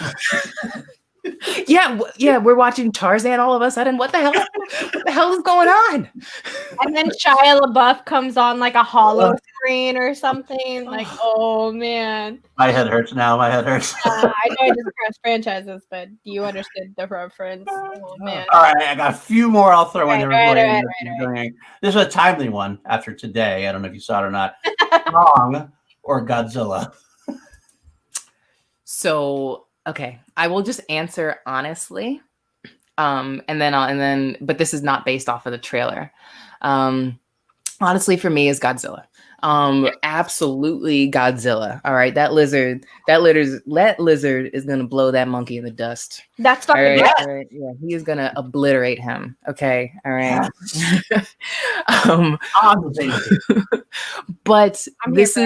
But this is unique. That is off of like what I actually think, and this is unique. I was actually just talking about this today. Is that I have not watched the trailer. I have not watched the trailer for Godzilla versus Kong because I'm frustrated. I'm very frustrated, and I'm trying this thing that I keep doing on and off, and I'm really committing to it this year in 2021, where I'm tired of trailer edits. I'm tired of seeing all the money shots in the trailers. I'm tired of it. I'm tired of having the entire plot spelled out. I'm tired of losing the magic of going to the movies and watching these films and experiencing these things for the first time. I've gotten like I think that we've all gotten so used to like being shown the best parts of the movie in order to go see the movie. And that's not how I grew up. That's not how we all grew up. That's not how we grew up with getting excited about movies. That's not what we used to do. Like we would just see like a poster, just see like a legitimate teaser trailer. Like I remember when I was a little tiny kid and I saw the teaser for Men in Black, and there was just like some words flashing on the screen, and you see them walking down the hallway, and then they kick open a door and they're just standing, and Tommy Lee Jones and Will Smith are just standing on top of the words like MIB. And I was like, I'm gonna see that movie. Like, you know, like it was like, and that's all you needed. And like, I realized what I was realizing today is that I go to movies, and I'm going to movies now, especially big blockbusters, and I'm watching them last year or the year before. I'm watching them and I'm like, and I'm just watching them waiting for the big moments to happen that I've already seen in the trailers and stuff like that. And I'm getting tired of that. I'm getting tired of watching these big event movies and being robbed of like those big events, that experience of like what those big events, those big moments should actually feel like. Right. And trust me, I know that makes me sound lame, and I'm missing out on like the discourse on the internet about the film. But like when I go see Godzilla vs. Kong, which I already knew before they even showed me a trailer that I was going to watch the shit out of, you know, like I was going to go see it. Like I was going to go see that movie absolutely anyway, because I'm so excited about it. Right. Now it is actually really going to blow me away, and I'm not taking anything away from that experience. And I'm so ready to like not do the movie a disservice. I'm so ready to just genuinely be blown away by everything that I see. I applaud that. That's actually that's a speech worthy of the Adam Sandler speech we were talking about earlier. I think that's a great speech to have. I just don't know if I have the willpower to do that, but I do. I appreciate that. I'd love to try, but I don't think it's allowed. And I know I may also be PLD. Look, I may also be completely full of shit, because if once that the suicide trailer drops, like, you know, like once that full trailer drops, I'm like, oh, screw it, I can't do it. I must watch. You know, like. You know, I won't blame you at all either. You know, so I ain't no saint, but like for right now, I woke up today and I saw the links. I saw a billion links to the trailer, and I was like, you know what? No, you know, like I woke up and I was like, not this day, sir. It is not this day. And I woke up with some resolve today. I really hope in a week I don't fold and like watch the trailer for this anyway. But for now, that was my little impassioned. The little kid in me was like, resist, you know. It's funny though, because I love what you're talking about. How like, because I'm 39 years. Yeah, I'm 39 years old. So I remember being able to go into a movie and literally have no idea what the movie was going to be about. Right. We saw The Matrix and had no clue what that movie was. Right. No idea.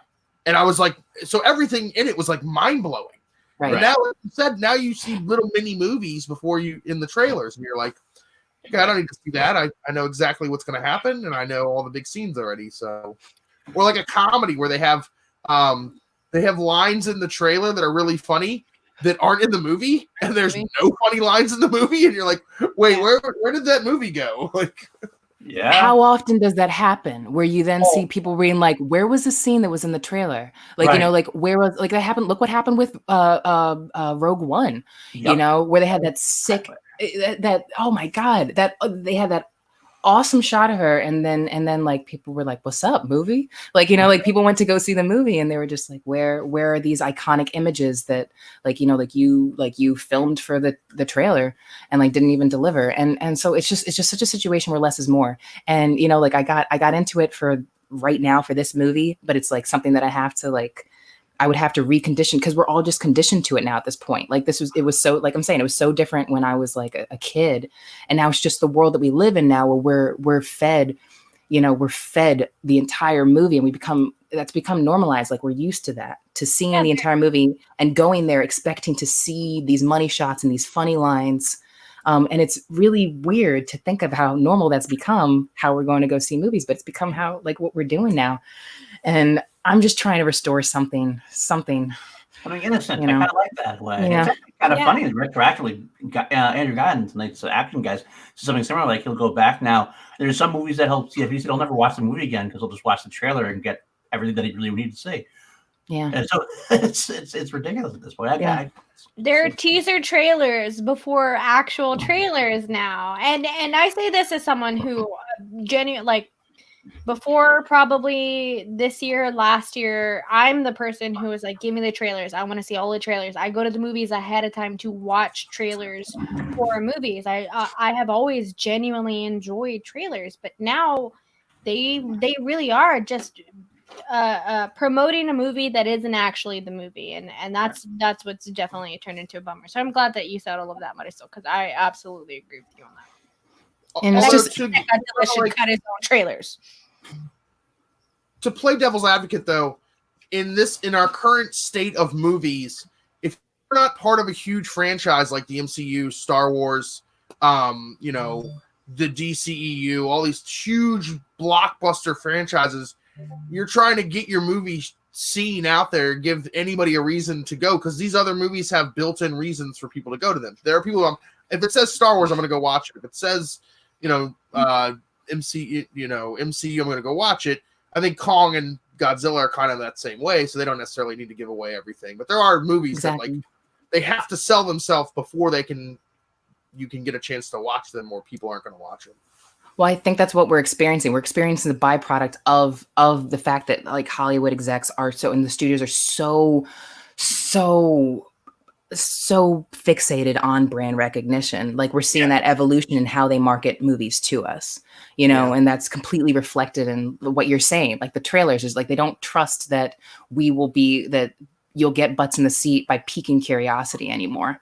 Like you need to sell exactly what the film is, like as thoroughly as possible in order. They're so timid about it. They want to absolutely guarantee, butts in the seat. They don't trust something that's not established, like you said, in brand recognition. That they're hiring all these people to edit trailers that are just like more, like show more. Like we got like a 3-minute trailer. Like I want to go like front of the script to the back of the script, show them everything. Like, show them every reason why they should come and watch this movie. And they're just showing the actual movie because they don't have any faith in. They're putting less and less faith in the goodwill of the people who, like, look, we all actually genuinely want to see movies. It's not like people are going to be like, no, I'm just going to sit at home on the couch. No, people want to see movies all the time, no matter what. You don't need to do a whole lot to convince people. I don't think, at least. I don't think. I know that the rest of the world may not be as obsessed about film as like we are, like in our circles here. I know it's easy. Like we're a movie obsessed community, right? So it's easy to think that like the whole planet is obsessed with movies, right? Not necessarily. Like there are a lot of people who do need to be convinced out there, but like I still err on the side of like still give people the benefit of the doubt. You don't need to spell everything out for people in order to tap into what would interest them as in a piece of art that they should go see. Absolutely. All right, I got a few more. I'll just sneak in there before we wrap up this segment. This is a Harry Potter one. There's only one right answer for me on this one. I'm hoping you're in the same way. Dumbledore or Snape? Oh gosh. Oh. I did not know he was going to ask this, by the way. So, this is tough. We ask the hard-hitting questions here at Call to Action. That's why we're a 2-time award-winning podcast. That's why is tough. This is tough, man. I think.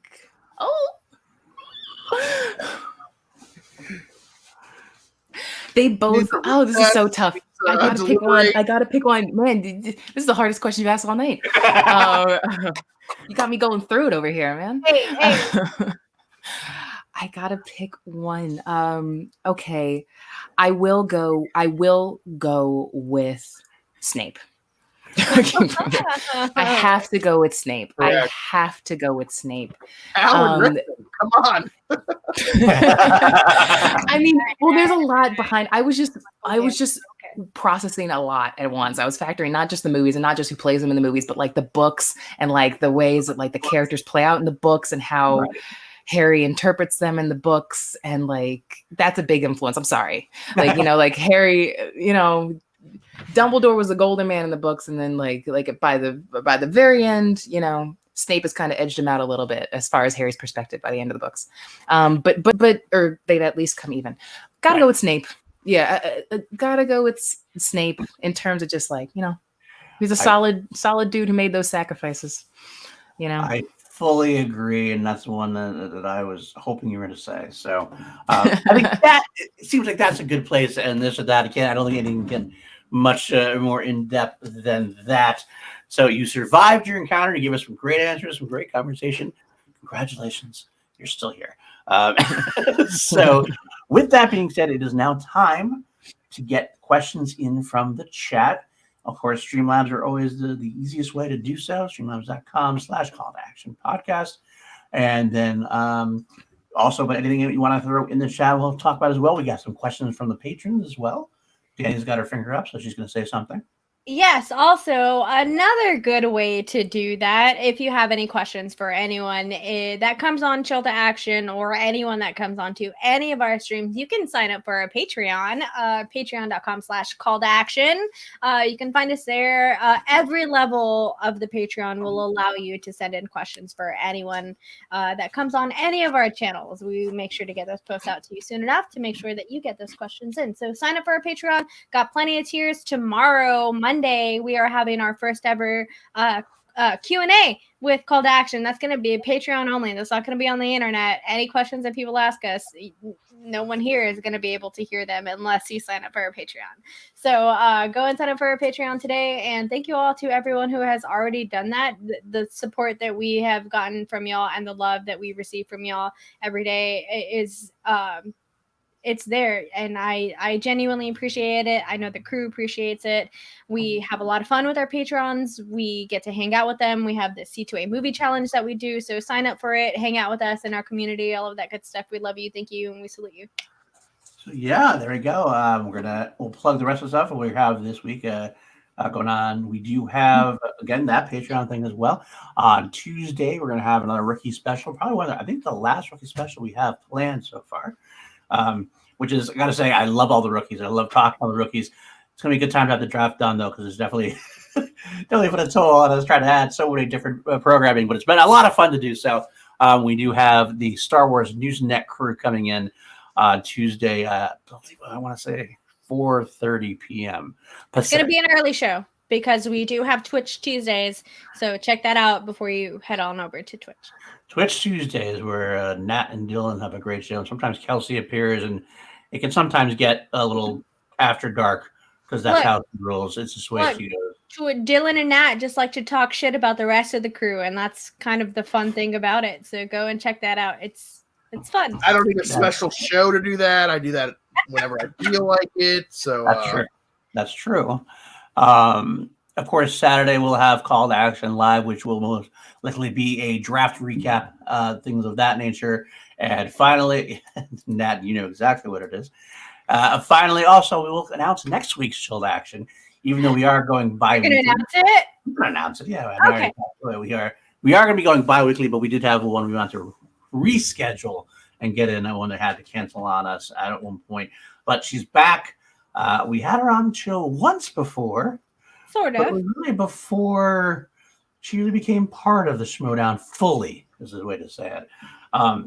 It looks like we're actually, I was talking about becoming a dungeon podcast. It looks like we're becoming a corruption podcast at this point. Because next week, it's Shannon Barney, the queen. Where's her crown? How dare you put a picture up without her crown on? How dare you You'll have to talk to Jake afterward about that. Yeah, you'll talk to Jake. So. Way to go, Jake. Next week, that is our Chill to Action. That should be a lot of fun indeed. And I'm betting Michael actually probably not making an appearance. That's what he usually does. Shocking. He does make those cameos, yes. Even if it's just background mic turning on or turning off a TV, I'm here for it. Well, you know what? You never know, too. You never know. John the Outlaw Roca could make an appearance. Could be Roca. Last time Kalowski, Mike, and Shannon came on, Mike found John Roca in his closet and came out with a mascot. That's an old episode. You go find that. It's a lot of fun. Actually, It took me a second, but then I understood where you were going. Where I was going with that. And that's kind of hilarious. John Roca, hit us up if you actually want to come back on the podcast. But never again. So never again. We'll have Mike doing that. Probably that was probably once in a lifetime experience. But there it is. So let's bring Kelseykins on, right? Yes. Kelsey, you. Hello. Super excited to ask these Patreon questions. Thanks everybody for sending them in. They're really awesome, and we love it when you guys participate in our shows. It's a lot of fun. Thank you. First question we have is from Ben Rayner. Was sitting there waiting to be called up on Friday night nerve-wracking, or were you used to it already because of last season? No, it was more nerve-wracking this time. Yeah, like it was. Last season, I had no expectation. I didn't know when I heard my name pop up like in the draft, like last season, I was like, oh shit. Okay. It certainly wasn't like a guarantee or anything. I had a conversation with Shannon and I'd spoken with Christian. I knew I was like on the draft list, but I had no expectation of actually being drafted. But like with this, I knew at least going into it. I think it was more just like leading up until free agency was the kind of part that was nerve wracking. Like once I knew for sure that like at least it settled into like the sign and trade with Kate, that took a lot of that took a lot of weight off. But like it was definitely more nerve wracking, like leading right up to it. That weight in and of itself, up until free agency, was definitely more nerve wracking. All right. We have another question. We have a question from Weston Iro asking, we could always use more justice around here. What were some other nicknames that were considered by and for you before you became Lady Justice? Yeah, you're not going to believe this, but like really, it was really like Lady Justice was what I had my heart on from like the gate. I had initially the very early one that I thought of was just the judge. I just knew like coming in that I just wanted to do, like, I was like, what would be a cool, what would be a cool character, like a cool idea. Not like it's like, it wasn't like I was saying like, oh, it needs to be something that hasn't been done before, but I was just like, what is something that like has a lot of potential? Like I was trying to think of something that has a lot of potential, that something would genuinely be fun to do. And it would just be very versatile, that you could do a lot with it. You could take it in a lot of directions, you know, like in a heel face direction. It would be really fluid. And it was like whatever the name was, I knew like I wanted to be something related to like justice somehow, like a somebody associated with justice, some kind of law enforcement, something. And initially it was a judge, and then almost immediately I was like, wait, Lady Justice. Like I started just like Googling and looking for inspiration, and I like saw like that image of just like the blindfold and like the scales, and I was like, that. I was just like, that, yes, that. And then it was never not Lady Justice. Right. Sometimes you hit at it right away, and that's all there is to it. Very cool.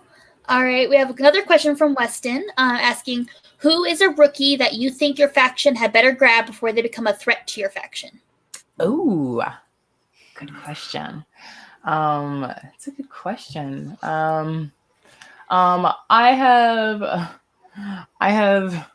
I've been a little preoccupied. I have not been paying enough attention to the rookies. I'm guilty. I admit it. I've not been paying enough attention to the incoming talent because I've been a little preoccupied with just what was going to happen with me. Oh, goodness me. There are a lot of people. I can't speak from who I've played against, but I think in particular, I know. I think the people that at least I've seen play and I've played with, you know, like Peggy, for instance, that I had played against the Families. I know that she was already good when I played when I was in the same kind of matches and classics with her and the Families, and I know I know she's only gotten better since then. So I think she would be somebody who would be worth Corruption pulling up. And if not, you know, like she'll have something to say against us. Sorry. Sorry, I don't have any more in-depth. I ain't no analyst. Like I don't have another more in-depth answer. I can only go off of the people that I really know their skill set. But yeah. You're good. Frank Chan's already like putting her further up on his draft list right now as we speak. This is like the thing with the rookies is being, it's really like a learning experience for me too. I'm like, oh, what's going on over there? Like I'm just like, oh yeah, that person's Right? awesome. No, I'm just like in the crowd with everybody else. I'm like, yeah, what's up? Like I don't, tell me more because I don't know anything about them. But I'm ready. You know, we talk about kind of like movies and like how we used to get movies not knowing anything about them, and then now we like know everything there is to know about movies. That's kind of like how it is with Schmodown rookies, because it used to be like, oh no, a new person comes in the Schmodown and you're kind of like, oh, a new person, yay, I don't know anything about them. Now we know like everything about every single rookie and every single family player, and it's wild. Yeah. It's one of the cool things about how the game is evolving, and even just to look at this alone and see just how like, man, this is like just a year, how different of a world it is. Like this like preseason buzz and media and attention and everything that like the people going, the rookies, the potential rookies, the people going on the draft list are getting. I was like, wow, okay. Like I was just like, wow, it would have been a whole nother like. It would have been a whole nother ball game if that happened a year ago. And it's just like so it's so drastically different. It's amazing. And it's just one of the ways that this game is going to keep evolving. And it's exciting to see. And it's good, like you're saying, like Billy, like you're saying, to like learn that much more about all these people who are coming in. Like it's legitimizing this sport. It's expanding this world like right in front of our eyes. That it's not like, oh, like people have to come in and then once they're in the Schmodown, like, yeah, then we learn if they've got the goods or not, you know, like by seeing them in a match. It's like, no, these are potentials. These are players. These are assets, you know, like more than assets, like they're people, but like, you know, like these are it creates an environment where you can learn a lot about these people in ways that we weren't able to before. That's exciting. Absolutely. All right, that's it for our Patreon questions. So now we are going to the chat, and I got to make sure to ask this one because I know someone's very enthusiastic about asking this or that question. We have Party J in the chat asking Tom or Jerry.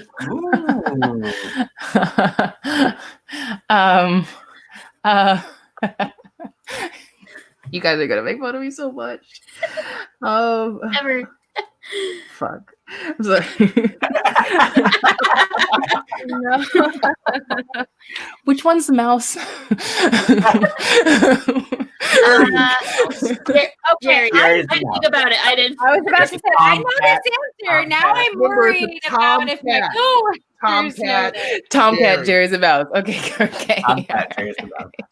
That's a really good way to remember it. You can tell I didn't watch that show growing up.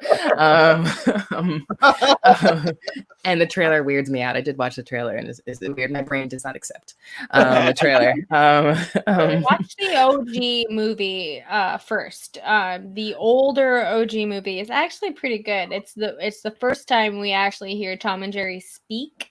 And that movie probably was released in the 90s, I think. It's one of my all-time favorite movies. I love that movie very, very much. All right. Tom and Jerry is one of my very favorite cartoons, so I'm glad that Party J asked that. So I need to know your answer. Well, I don't mean to offend the lady, but totally Jerry. Like totally Jerry. Totally, Jerry. I'm always for, in that kind of dynamic. I've seen clips of like Tom and Jerry stuff, and just that dynamic. I'm always gonna be rooting for the mouse to kick the cat's ass. I'm sorry. Jerry's the smart one. This is clever. Yeah, you have to be. Yeah, you have to have that extra. Like, you have to be extra cunning. Yeah, they say like the hunter's cunning, but like you got to be extra cunning to outwit the hunter. There is one very cool scene with Tom from the cartoons that you couldn't animate today. Like he's literally rolling a cigarette in this scene. It's where he's in a cowboy hat and boots, and he walks up to this other cat, and he's trying to be super cool, and he like flicks out and rolls a cigarette. I'm gonna call it a joint just because it's and then he takes a puff and it says hello like through it, and she's totally attracted to it. Classic Tom and Jerry scene. I'm gonna send this to you later, Marisol. Do it. I like it. Anyone who watched Tom and Jerry, probably knows that scene, but it's so good. I love that cartoon so much. I'm sorry. All right. Good. Got some more that type questions from Justin Square. We have Spider-Man 3 or X-Men: The Last Stand. Why? Why are those my choices? Are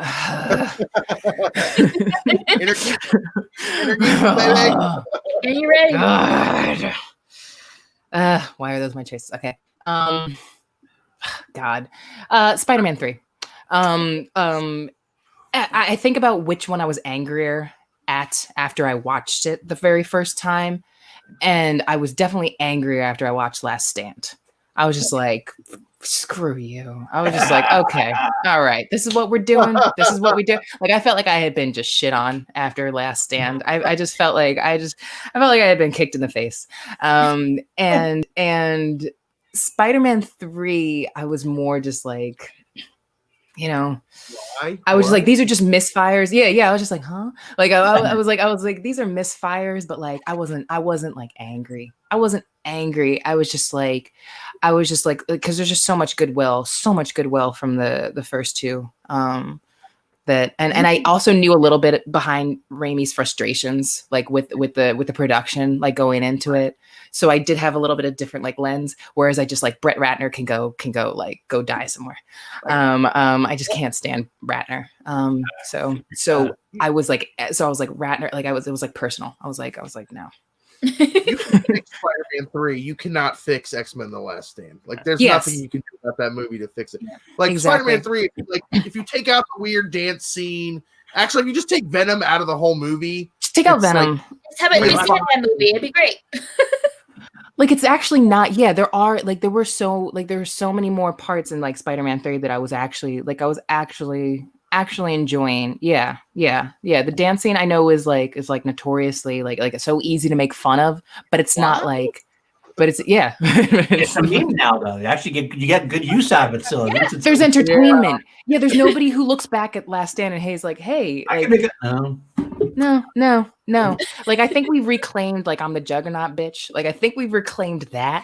Yeah, I think at least we can laugh about that now. But but too much of it was just, it's just a slap in the face. I do like that. I really feel like that was one of the first times that like an internet meme, became blew something up. that was on screen, like it fucking actually happened inside of a movie. So basically. So that oh man, I swear, seeing that in the movie theaters, like I had a pretty good chuckle out of that. That's great.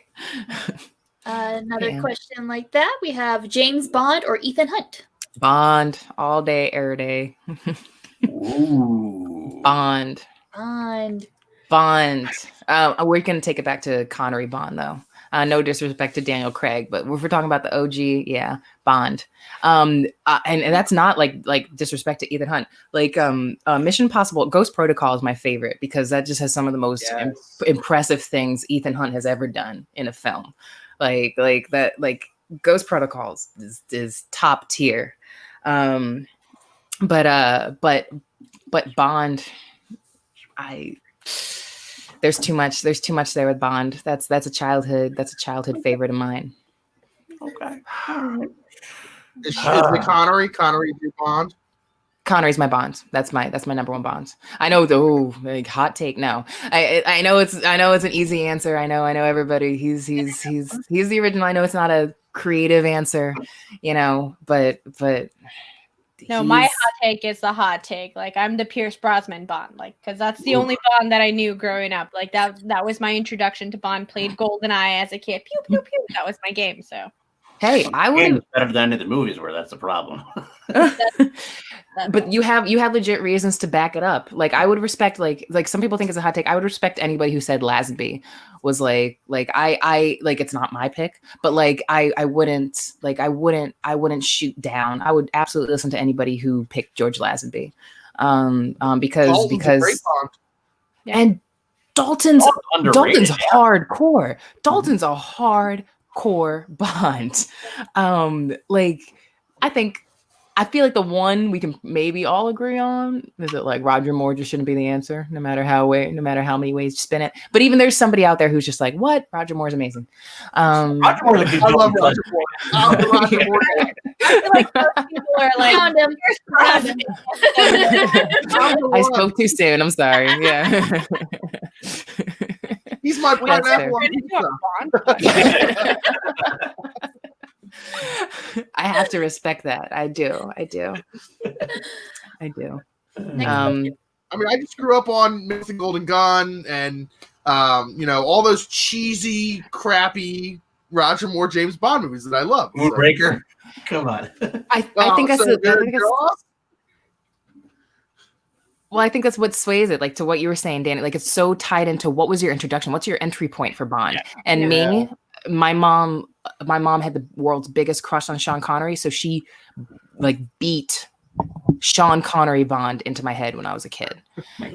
Like that was my definitive Bond, and that did influence. I like all of them for different reasons, but like he's my definitive one. And like you guys are all proven, like like if that's your entry point and you tie that fondness, like through a game or like like the funness of it, like when you're a kid, that outweighs it. That's hard to shake.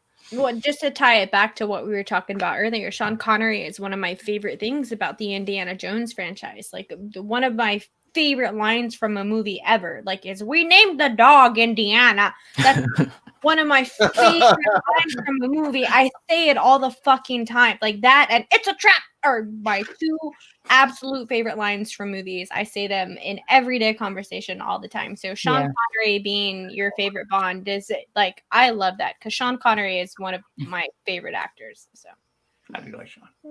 Yeah. Sean Connery from The Rock. Rest in peace. The Rock. I was going to say The Rock, but I was waiting for No worries there. All right. Next question we have is from Dean Morgan. If not Philadelphia, where would you want to play at a live event? Chicago. Chicago. I love Chicago. It's where I would live if I weren't living in Philadelphia. I would live in Chicago. That city's got it all. It's pretty dope. Oh God, that deep dish pizza. Oh, the music. It's Chicago's got so much. And it's got a lot of people. Lasagna. They have lasagna. That's not it's pizza. Lasagna? That's right. Oh, sorry. Sorry. They do have a big old bean, though. They got a big old bean. They have that too. I also haven't been to. I have never been to LA though. So I ultimately like, especially like as let's like knock on wood, with the season and everything. Hopefully, that would be really exciting to finally go to LA. And I imagine. Hi, Mark. Jesus, y'all still on. There's more flicks. Yeah, we go long sometimes. We have a lot of stamina on call to action. That's definitely a thing. But I'll agree with you on that. Give Dalton a few more of those flicks in there. Yeah, I totally like champion. Like, he does not deserve to be thought of as a lesser Bond. He went hard, and he was the one who went the hardest before Craig came on and like really like embodied like the Jason Bourne like iteration of Bond, that kind of thing. Dalton was ruthless as Bond, which we hadn't seen before. He had to do the 180 from the campiness that was, because Roger Moore got campier, and at the end when he was just too old to be doing it and still doing it, then Timothy Dalton had to do that like little Yeah. Hey. We're working on it. Mark, before you leave, please give Molly a belly rub for me. Yes. For all of us. Give Molly a good old belly rub for us. Big fans of Molly. Yeah. Yeah. Lazenby was not. That was a great. That was a great bond. He was. But yeah. I said I'm not mad if somebody picks Lazenby either. He was, Fair enough. you know. Yeah. Anything else, Sarah? Chat? Yeah, we got a question from Adam Collins. The Exorcist or the Great Mouse Detective? What is this question? What is this question, Adam Collins? This is Adam's real answer for the double feature question. Explain yourself, Adam, on that one. What is this? I want to ask for the clarification of that one. Where it comes from. I'd like to pick the like kitschy answer, but no, Exorcist all the way. Exorcist all the way. I mean, I rewatched that not too long ago. That movie's legit. Yeah. That's a classic for a reason. I don't even remember what happened to the Grace Mouse Detective. Sorry. One of my favorite things about movies is like the production lore behind it. So just knowing everything that happened behind The Exorcist did, like production wise, afterwards wise, is really intense. And I think it just adds that layer to the movie when you watch it. Same thing with like Poltergeist or any other movie that has like layered history behind the scenes. So for sure. Big pick. But yeah, mine would have been Great Mouse Detective though. All right. Well, as long as Molly's been asleep for 90 minutes, that's fine. As long as you do it when she wakes up. I don't want to bother her when she's sleeping. Yeah. But this I want to see. I want to see this as a television show right now. Yes. Ooh. Coyote and Mark Ellis crime together. All my money. Who's the Batman? Who's the Robin in that situation? I'm Or is assuming it Adam Collins is a Robin. It's more like or is it a Starsky and Hutch situation? Or that. Penguin. I think It's like Ellis is Robert Downey Jr. cracking wise, and Adam Collins is Dr. Watson. Like A carrot and a coyote.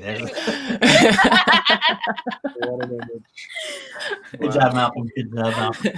I'm sure we could find a Wile E. Coyote caricature with a carrot somewhere. I'm sure that's somewhere on there. That's it. That's it.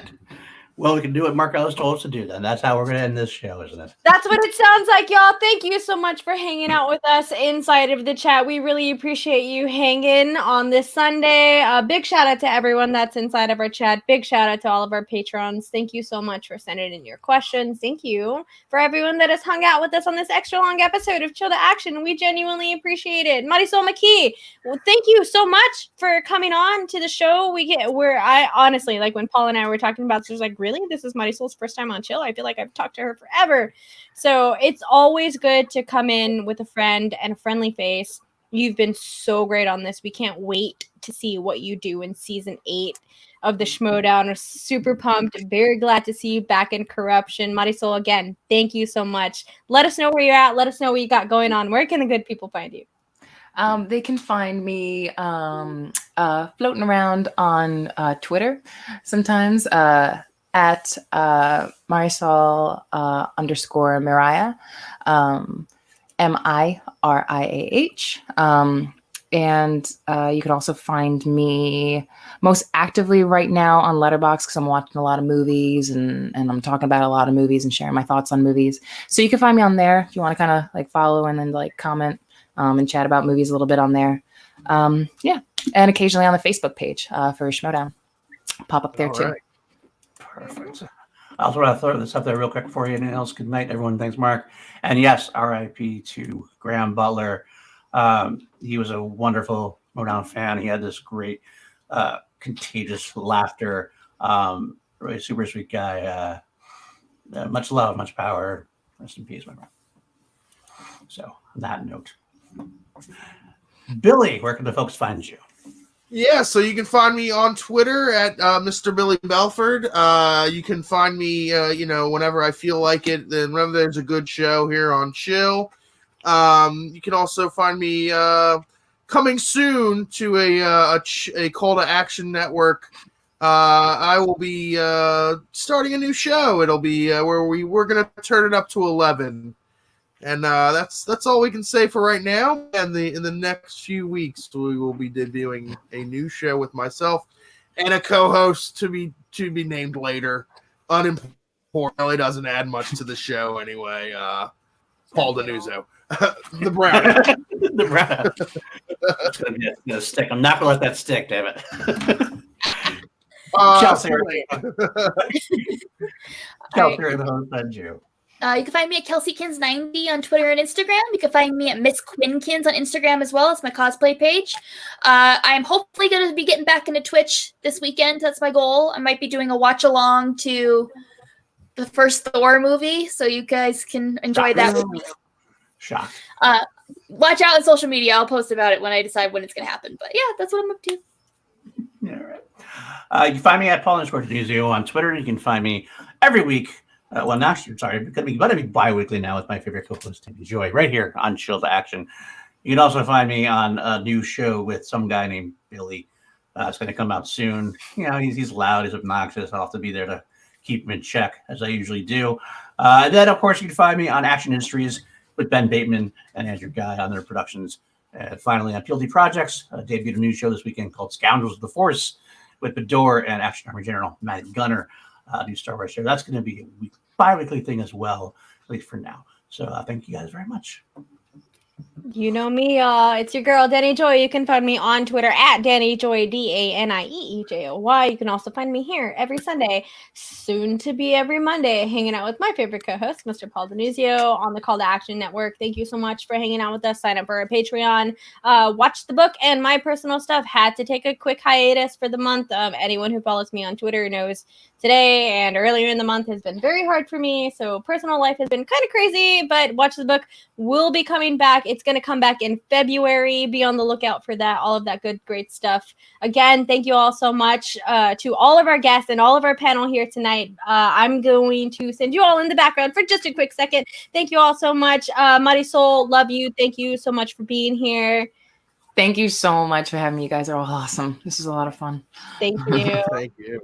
Billy, thank you so much for being here, buddy. You know that we love it whenever you're here. You're a great co-host. You're only here for the good ones. You got it. Kelsey, my sweet love, as always, I hate to send you to the background because I just love you so much. I love you too. Yes, thank you, baby. Y'all, thank you again. What we've decided to do after Chill to Action is make sure that we do have a little bit of gratitude going out to everyone out there. We always want to make sure that our friends in the community understand that they are in a place where they are loved and they are respected and that they are appreciated. So as always, you know, we love you. We appreciate you. Thank you so much to everyone that's a part of this community, being there for a lot of us. This community is a family to us. And again, I want to send some gratitude to everyone that voted for us in the Schmodown Awards. This is officially a 2-time Schmodown Award-winning podcast. And we definitely could not have done that without all of your support. And we don't take that for granted. We don't take that for granted at all. Not at all. Like literally, we could not have actually done that without your support. So, you know, it's been this being a little gratitude segment in Chill. It's been a very tough year for me, and that win meant way more to me than I could ever explain. I love my crew. I love my friends, and I love all of the people that support this podcast and support this channel. So again, thank you so much to everyone. Paul, thank you for always being there for me and for always listening to me rant and rave about everything that's going on. I'm gonna let you get some gratitudes in there too, babe. I would say I won't even put up a timer on you because that's how much I love you tonight. So, but no, I got to echo the same things that Danny has said. I mean, we love this community so much. We love from what Christian and Mark have created and what we've all kind of gravitated towards, to new after shows, to new fans, friends. It's a one big long community that we're all. It's amazing. There's not fans and friends. It's like all friends now. We're all basically just big old family, and I wouldn't be anywhere else except for this community, the best community on the YouTubes, as it were. So we love you guys so much, Danny. I'll just send us out. Thank you so much, y'all. Again, happy Sunday to my friends. Give your puppies a belly rub for me. Hug your people. Go tell your people that you love them. It doesn't matter if it's a random text. Just send your people some love right now for me tonight if you can. Spread love as much as you can. Spread peace. And as always, y'all, we salute you. Hey, Danny, I love you. I love y'all. Thank you so much. Have a good night.